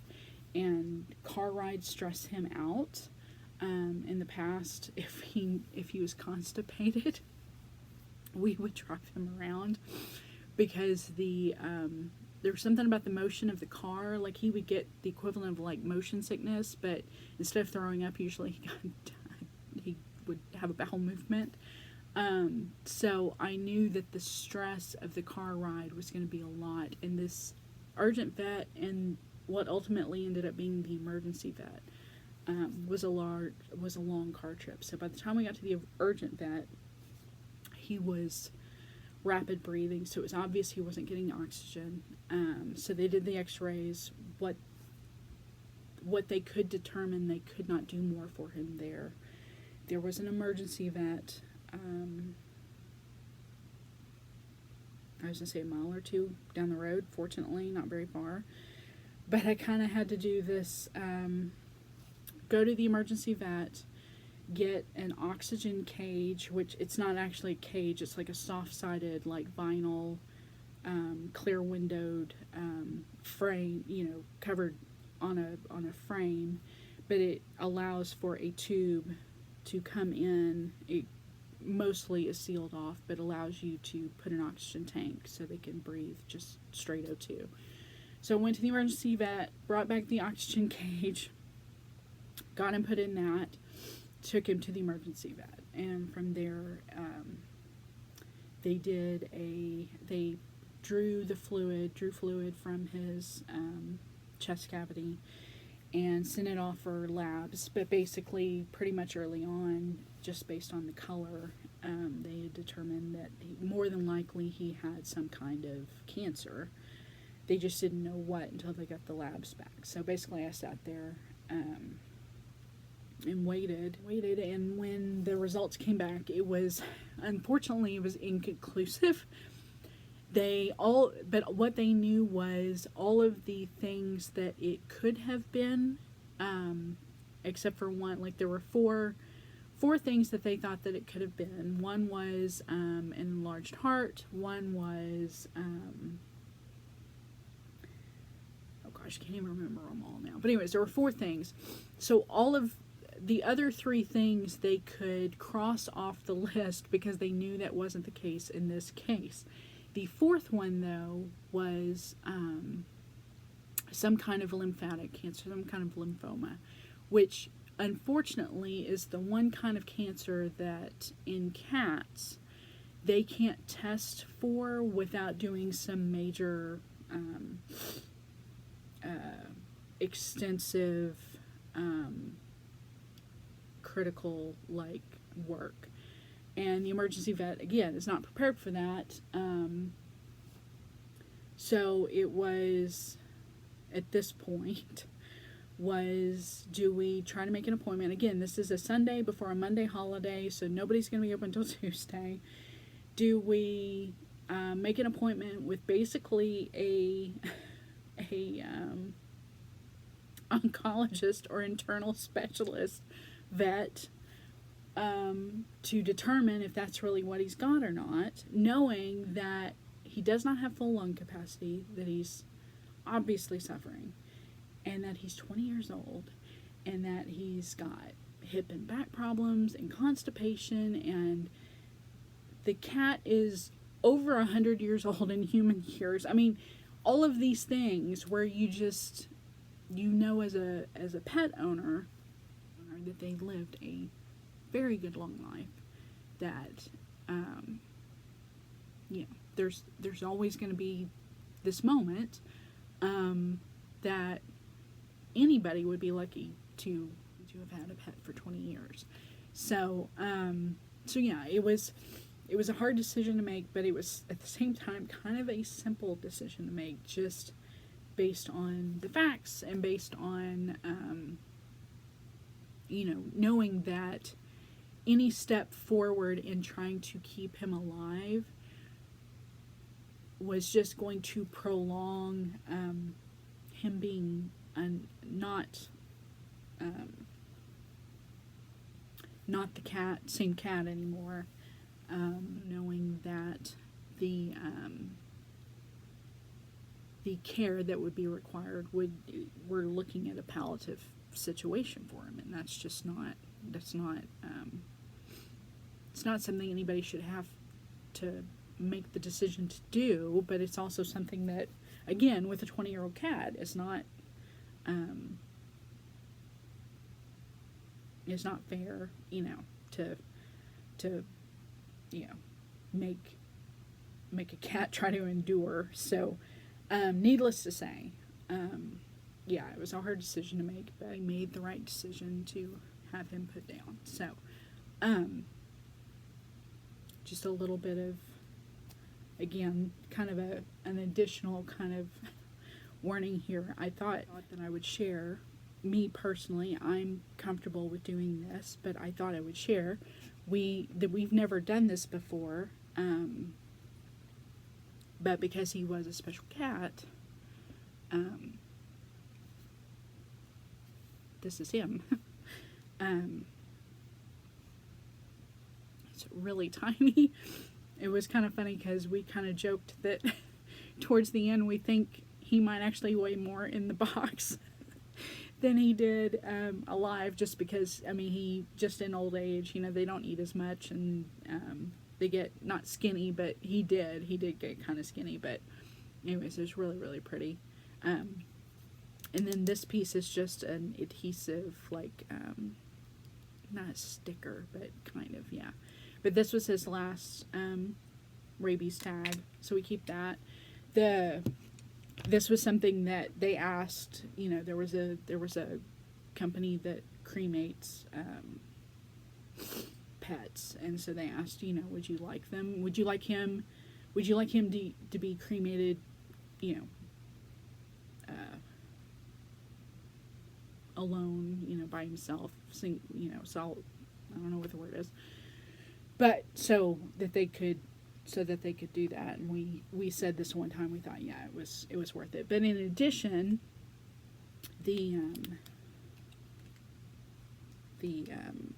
I think this was also the place that did the cremation. They also do a little paw print, and then the emergency vet, which it's in a bag somewhere. I haven't found it out. Did something similar with the paw print, only it's like if I had to describe it, it's almost like a sponge, but they did both of his front paws, and then same thing, had his name, but it's folded in like a plastic, it's almost like, it's kind of interesting, it's almost like, those picture frames you get that have like two pictures. Well, same thing, only this opens up with the paws down, and then the lid folds up, but you can put a picture of your pet in there, but it's still in the box. We haven't decided what we wanted to do. I think we want to find a good picture, but these actually,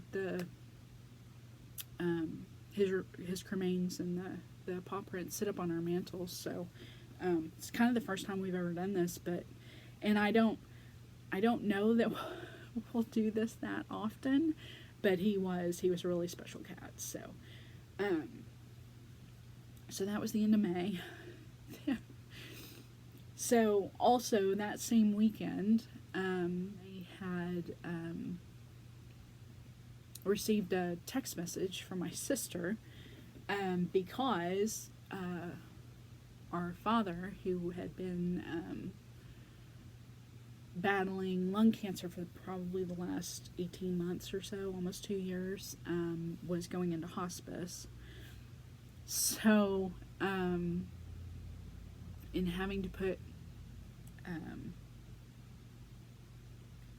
having to lose a pet, I realized that I was about to lose my dad as well. So that following Saturday morning, I got a text message from my sister at like 5:15 saying that he had taken his last breath. So I assumed that that had been right around 5 a.m. But he died at home. He had hospice care at his house. I think that Thursday or Friday before, they had actually brought in a bed because he couldn't sleep anymore. He couldn't sleep comfortably, you know, sitting up or in his own bed or anything like that. So my sister sent a text message about the hospice situation, but it also sent one asking if our grandmother, our dad's mother, had a cookbook, had recipes that she kept, you know, whatever. And I thought it was kind of interesting. I thought it had something to do with just, you know, family keepsakes or something like that. And I told her, I said, I thought that if that was the kind of thing that I remember, from what I remember our grandmother having, they were all like index cards, and they were like kept in one of those boxes with the lid. But I told her, I said, I didn't think, I said I knew I didn't have any of it, that I would figure our aunt did. But there were a couple of recipes that our grandmother made that I absolutely loved, and our mom also made quite often, so she knew by memory how to make them. So it just so happened one of the recipes that I did actually have was something that our dad was requesting, which was a macaroni and cheese casserole, baked. Is so good. Of course, that's why I had to have the recipe. So sent her a text message picture. Like, I just had it written, the ingredients written on a little sticky, you know, Post-it, you know, large Post-it, and kind of walked her through, you know, how to make it or whatever. But apparently once he went into hospice, my stepmother had asked him if there was anything that he wanted, you know, and that's what he asked for. But in the end, I came to find out later his sense of taste had gone south, and everything tasted awful to him. So the only thing he was kind of eating towards the end was hard candy, because he could taste the sweet, you know, because it was sweet and it tasted good to him. So anyway, so they never made the macaroni and cheese for him. But it just so happened that weekend,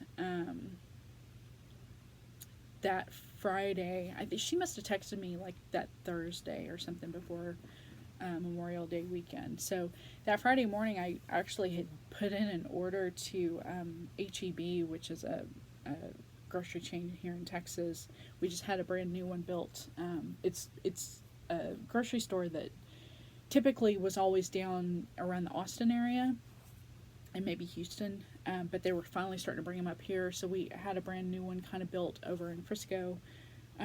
It's probably a 30-minute drive from here, so it's not something where I would order groceries on a regular basis because it's too hot. Stuff would go bad in my car trying to get home with it. But I'd put in an online order to pick up only, because two of the ingredients that's needed in the casserole recipe is onion flakes, and apparently they were the only store that I could find onion flakes.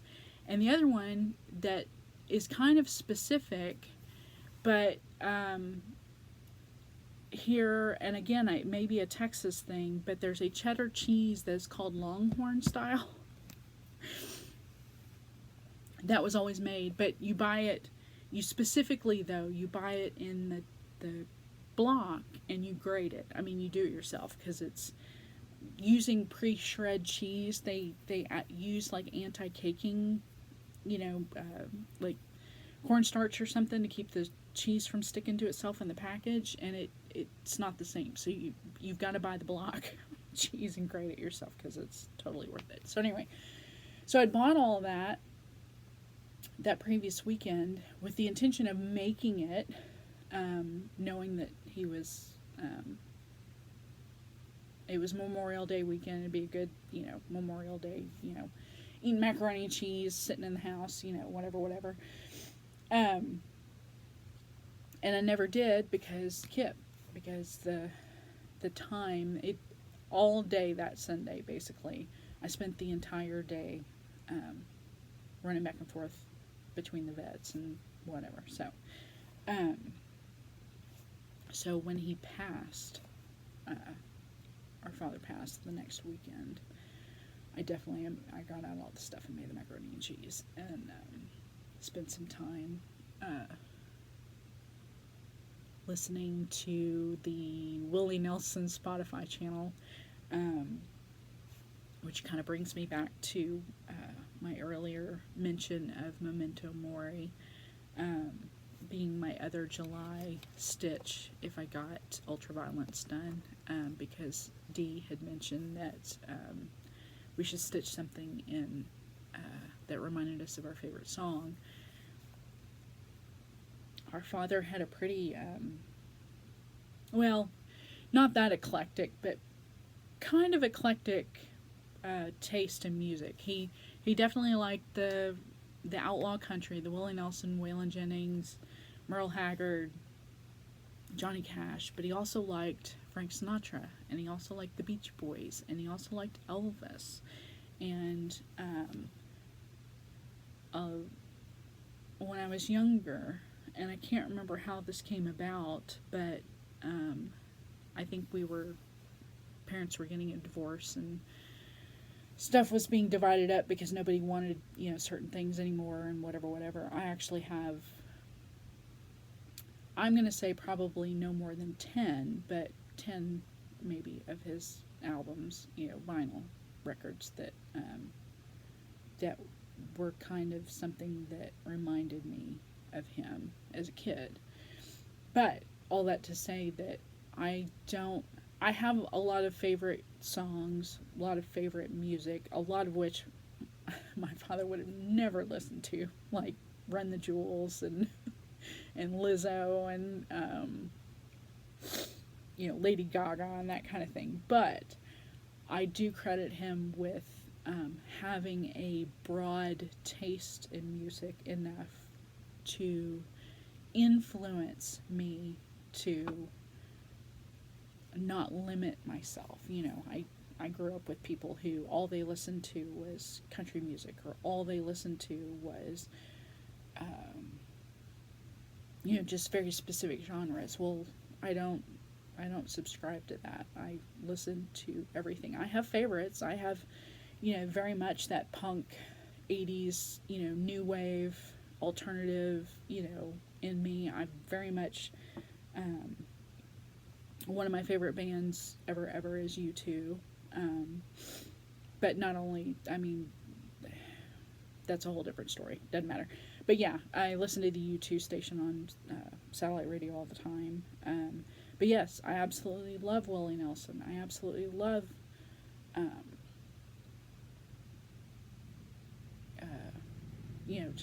just all different kinds of music. So I very much attribute that to him. So that was my Memento Mori stitch. I thought if I did finish Ultraviolence and had a few days left, that's what I would work on, because it doesn't necessarily remind me of my favorite song, but it does remind me of the person, or it would bring back memories of the person who introduced me to music and all different kinds of music. So anyway, so enough of Dad. Oh, one more thing I'll just add. So in all the melee, all the things that come with someone dying, it was kind of awkward and complicated. No one knew, those of us, the kids that knew about him being sick, knew by accident. We weren't supposed to know. When he passed away, that's when everybody else kind of found out, which was very difficult to deal with, having to answer questions, explain, to people, or to accept condolences, where people would say, "Oh, I'm so sorry, I had no idea." And it's like, you kind of wanted to tell them, yeah, that was kind of the point. You weren't supposed to have any ideas. So, That was a bit awkward. Also, there was no service, no funeral, no memorial or anything. His parents, our grandparents, had donated their bodies to the science department at UT Southwestern Medical Center here in Dallas. Basically, what they do is they take their cadavers for 24, 36 months and just use them for scientific medical study. So that's what our father opted to do as well. So that's basically the day that he passed away. That's what happened next. Was they got him cleaned up, got him prepared, and then the ME, when they arrived, medical examiner, when they arrived, basically took him to UT Southwestern. So the way we understand it is it will be a minimum of 24 months before someone calls and asks us. I assume he's already made arrangements, or that the school or whatever makes the arrangements to cremate. I'm 99.9% sure he didn't want to be buried, so I'm pretty sure he'll be cremated. His parents were too. So, but yeah. So when they're done with him, with his body, they'll call us and let us know we can come pick him up, basically. So. But that's a ways off. But yeah, in the meantime, there was no service, no anything. He didn't want anything like that. When he got his diagnosis and tried treatment for about, I think, maybe 6 months or so, when he realized the treatment wasn't what he wanted to do, that it either, I don't know if it wasn't working, I'm sure it wasn't working the way it should have, but I don't know if his decision was because it wasn't working or just because it was draining him, just like physically and mentally and whatever.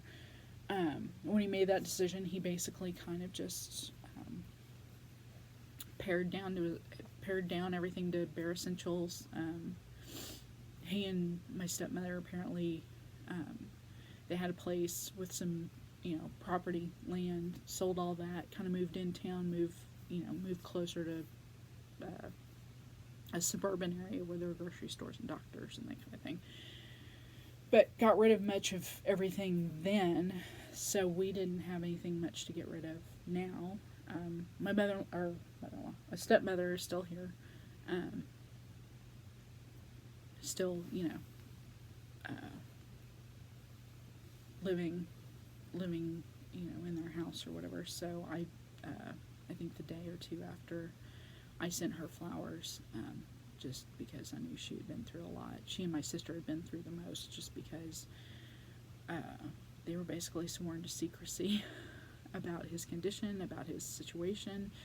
As I mentioned before, the kids found out by accident, and so we were all kind of sworn to secrecy as well. We basically had to keep it a secret from him that we knew his secrets, so it was just really bizarre, but yeah, so that's basically how that all turned out. So it was the last weekend in May and the first weekend of June were really rough.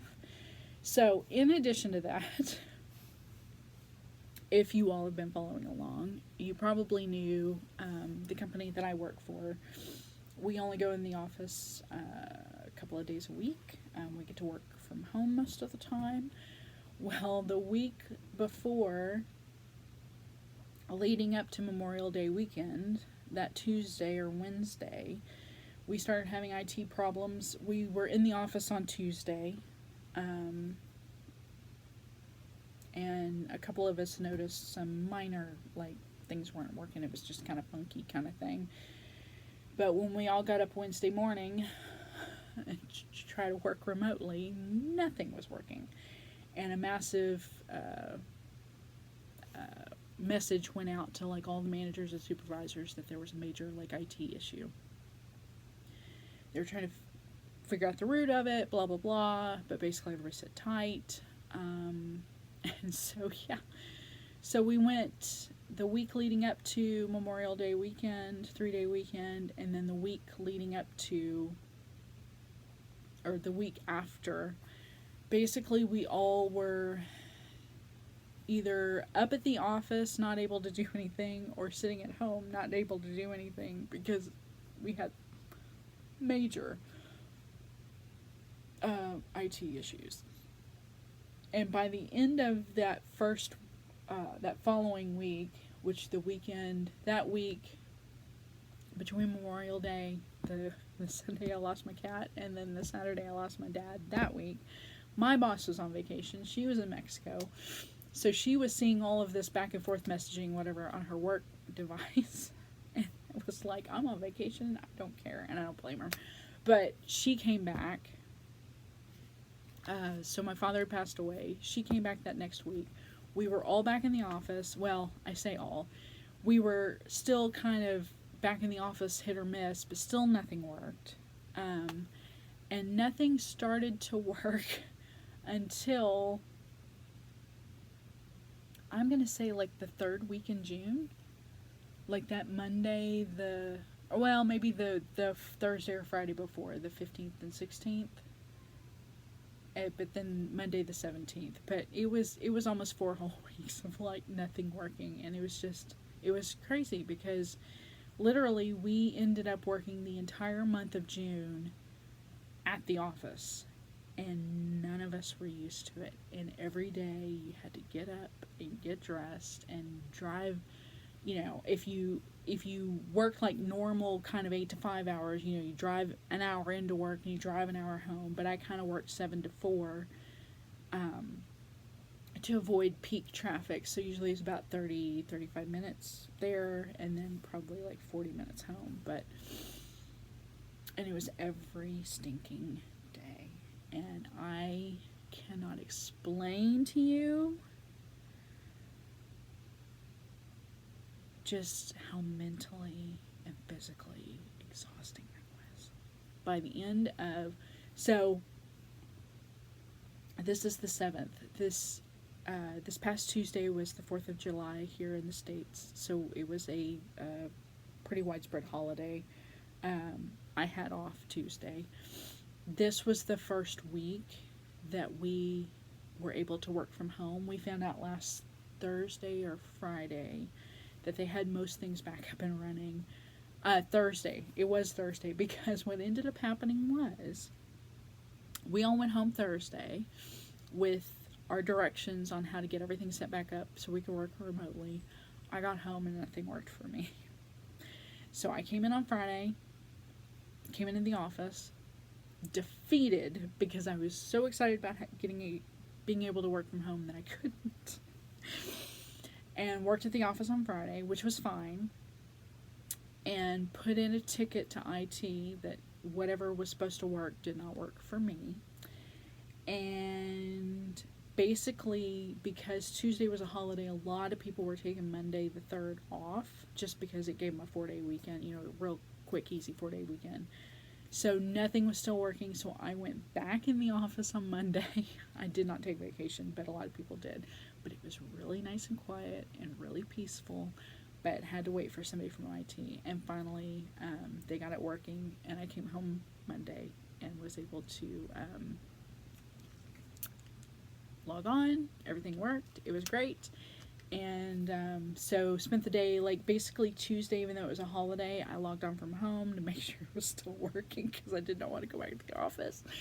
And was able to work from home starting this week. So now today, the reason why my hair looks kind of nice and I kind of look like I'm got my stuff together is because I did go into the office. I am kind of still need to go back in a couple of days a week, check mail, pick up payments that need to be mailed out, those kinds of things. So that's not a problem. But the last month was just absolutely draining. The only other thing left to tell you about is the reason why the bedroom door is closed. So give me just a minute. Okay, so I've opened the door.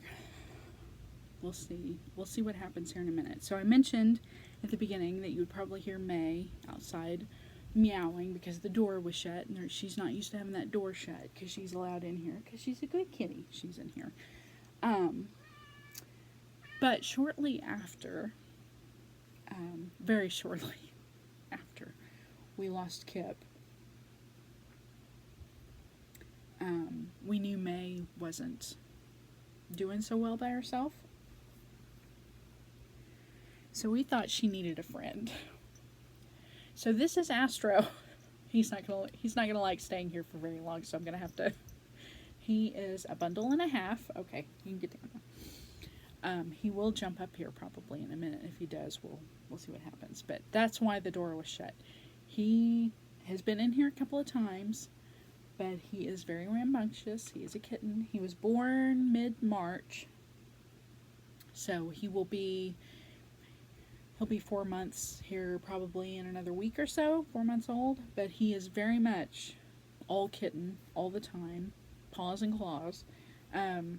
I didn't mention it before, but if you noticed, I've got spots where he likes to play a little too rough, but he's the best cat ever. He's got so many of Kip's personality traits and qualities that we're more than ecstatic that we found him and that we adopted him. We wished that he was part of a litter, and he had 2 sisters. His name is Astro. His sisters' names were Nova and Rocket, but they were pair bonded, which the the foster group really wanted to make sure that the girls went together, which is perfectly understandable. We wish, though, I went back to get his final round of shots this past weekend, and the girls were still there, and I felt my heart kind of broke a little bit because other than being a really playful kitten, he, when he wants to, is an absolute love bug. So I'll post a couple of pictures here of pictures that I have taken when he's being good. But he's an absolute love bug. He just wants to snuggle and cuddle all the time. He is also, I think, part dog. He likes to fetch toys. He wakes me up in the middle of the night, licking my face. He follows me everywhere around the house. He likes to chase. He really is. But a lot of that is just kitten traits, too. Once he gets a bit older and kind of mellows out, I think he'll be fine. But that was the other thing about the last month. So, I think we found the foster posting for him and his sisters the weekend pretty much after we let Kip go. So around the time right after my dad had passed away. But he was not ready for adoption yet. He was still too young, because this foster group in particular, which I think may be the standard now, and it may be a Texas thing, I don't know, but the foster group had to make sure that he was neutered before letting him go. So basically, I went and saw him that weekend, and basically they said that he was supposed to be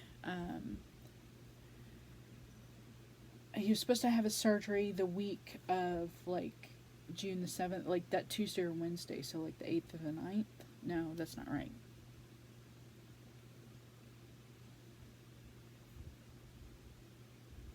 The week of the 5th, so either the 6th or the 7th, Tuesday or Wednesday, was supposed to be fixed, and because he was a boy, that surgery goes a lot quicker, smoother. There's no extensive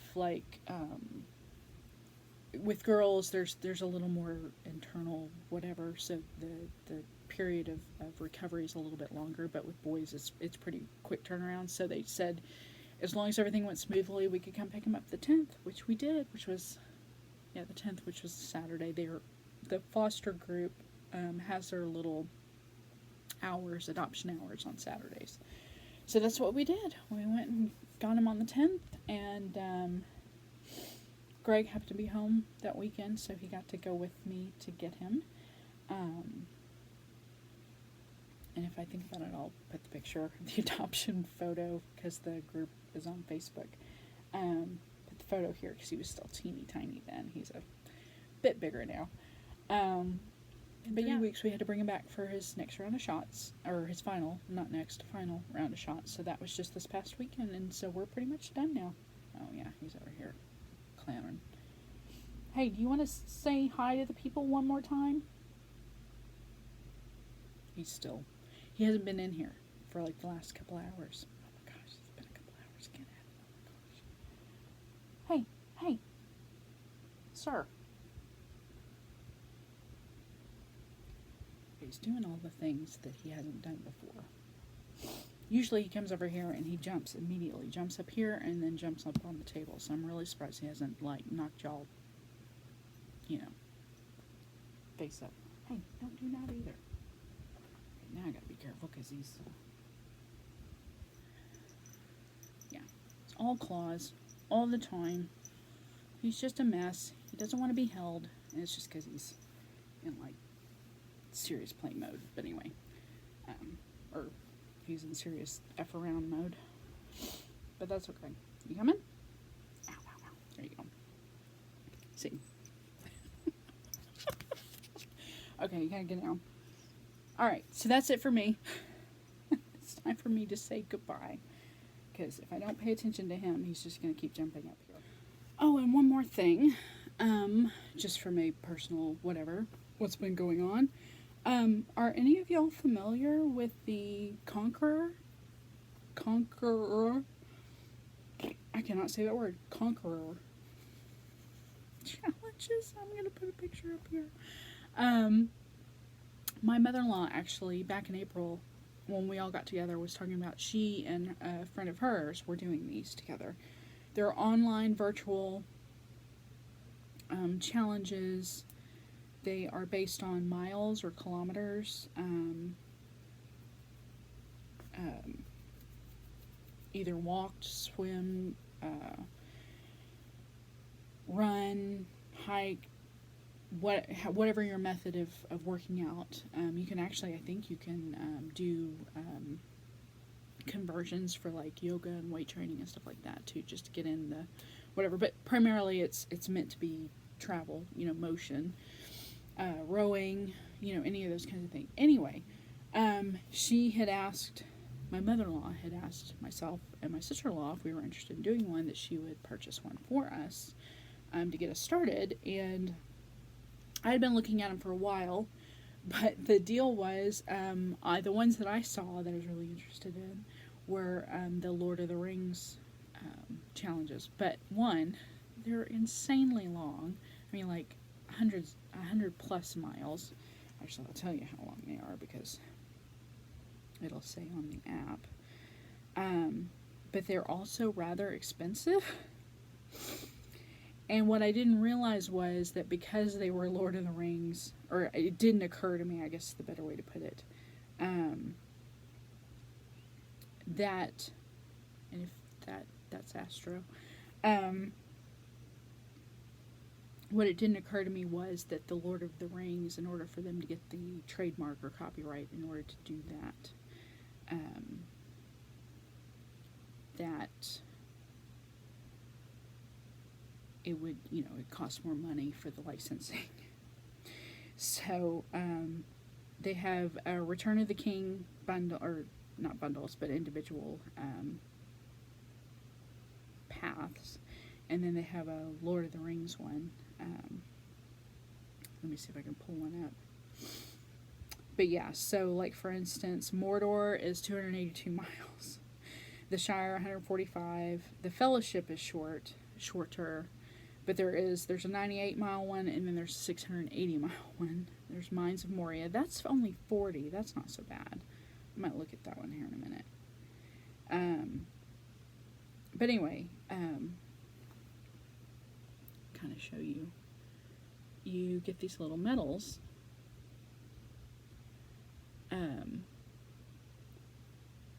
So when I was looking at this is what interested me about the challenges. But, like, this is the Mordor one, which is the shortest one. It's like $199, and I was like, I am not paying $199 to work out. I mean, that was not reasonable to me. What I didn't know was, though, there are others that are the vast majority of them are not Lord of the Rings. There's London, there's Paris, Rome, Rocky Mountains. They have a bunch of national parks. That's actually what turned me on also, was the national park ones.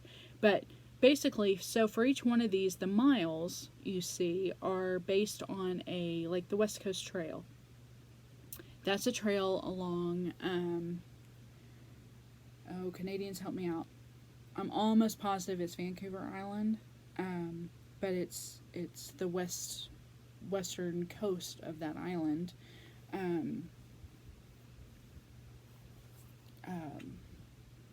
But basically, so you sign up.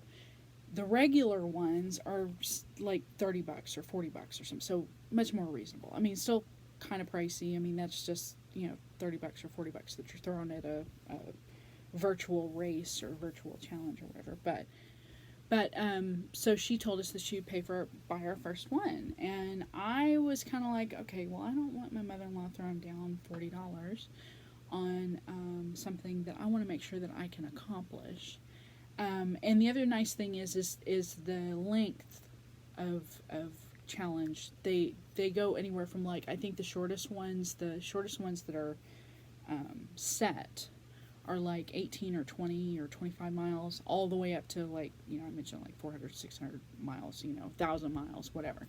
There's actually one also where it's just you set your own goal, challenge, or whatever.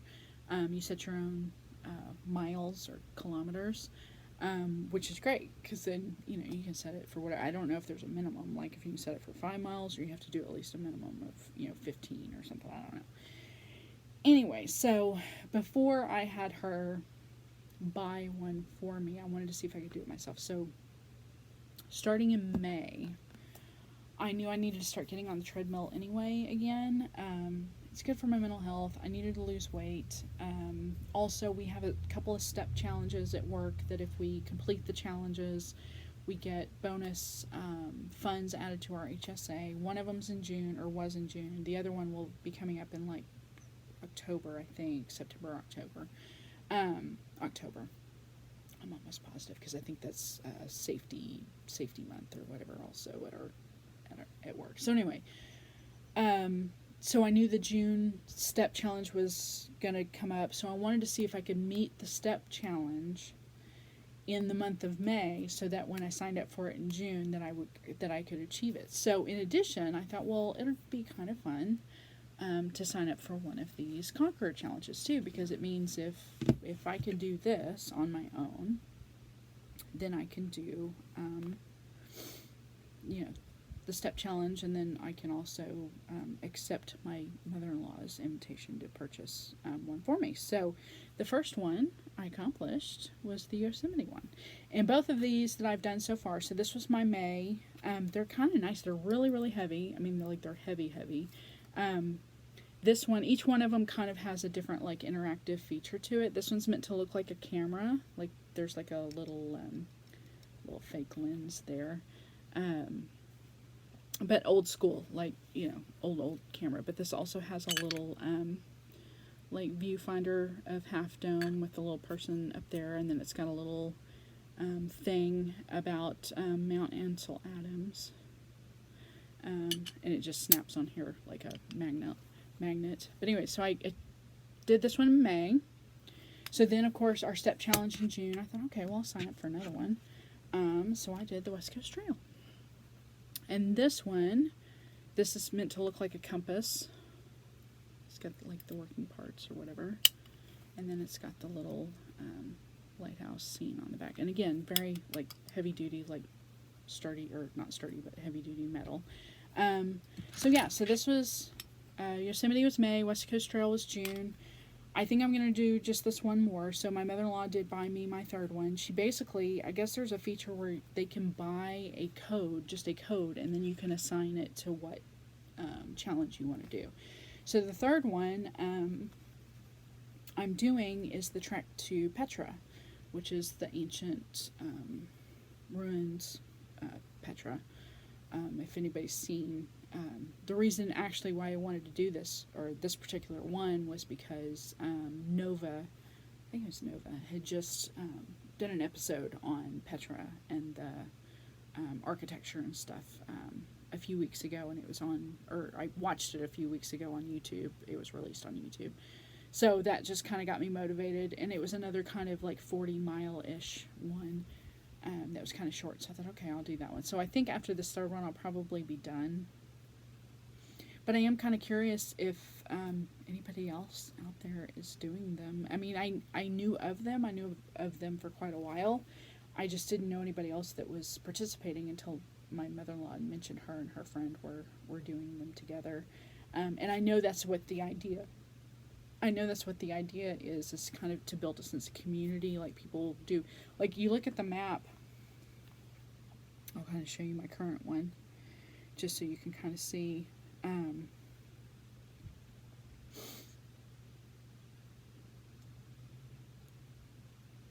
So this is where I'm at currently, but all of these individual people, that's me right there in the hat, but all of these individual people are also doing the same trek, and then the map just kind of goes through basically that hike, and then, like, for instance, you get so the company is designed where I don't know if it's a percentage or if it's every certain number of miles, but all the ones that I've done have been 40 miles. So every 20% complete, you get to choose, either they will plant a tree or they will remove plastic from the ocean. But you tell them which one you want them to do, and I have them planting trees. But then also along the way, there are certain benchmark highlights of the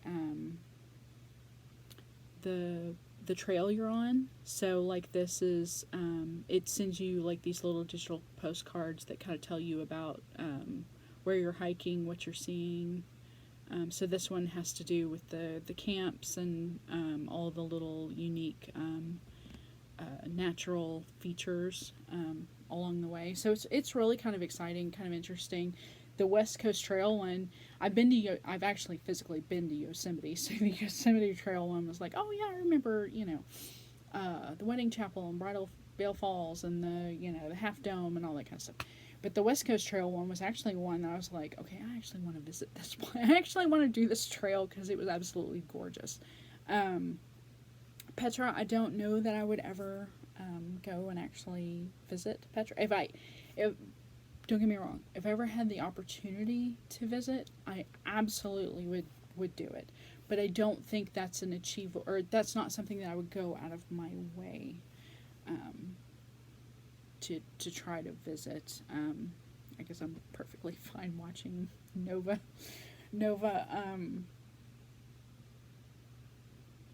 documentaries on it and enjoying it from the comfort of my couch. But anyway, so that was one more thing I forgot to mention. But basically that was my May, June, and now I'm working on July. Like I said, this will probably be my third and last one. But that's kind of been the other big thing. When we went back to work in June and we had our step challenge, it was all I could do to get the steps in before the end of because by the end of the month, I mean, between the loss and everything else and having to come back to work every day, it was just like all I could take. It was exhausting, but yeah, I'm kind of back on track now a little bit. Now that we're back home, I feel like I can, it was nice because this past weekend was the first weekend, they were supposed to be able to start to work from home. I still had issues that I had to get hashed out, but, so I got back on the treadmill Saturday, Sunday, and then Monday went into work, but then Tuesday was a holiday, so I was able to get on the treadmill on Tuesday. And then I've been working from home, so I was able to get on the treadmill one more time, and then I'll do it again this weekend. I'll try to get back in my routine of, if I'm going into the office Tuesdays and Fridays, usually those were my rest days. Those were the days that I didn't get on the treadmill. just because it's usually long, and I needed kind of breaks in between all my other workouts anyway. So the remainder of the time I will get on the treadmill. And I should be able to. Each one of these has been 40 miles, and so I've been setting my goal. That's the other nice thing is the challenges, they let you set your own like time goal. So each one of these I've set for like 4 weeks, and I've achieved all of them in less time than that. I don't think you're penalized or anything if it takes you longer. I think it's just kind of more of just a, where do you think you're at? Do you think you could get this done in this amount of time type of thing? So, but yeah, it's been fantastic. Okay, so that's it. But thank you all for watching. I'm kind of distracted now, so I'm really sorry. Thank you all for watching. Thank you all for being here. I hope everyone else is doing well. Hopefully had a better few months than I have.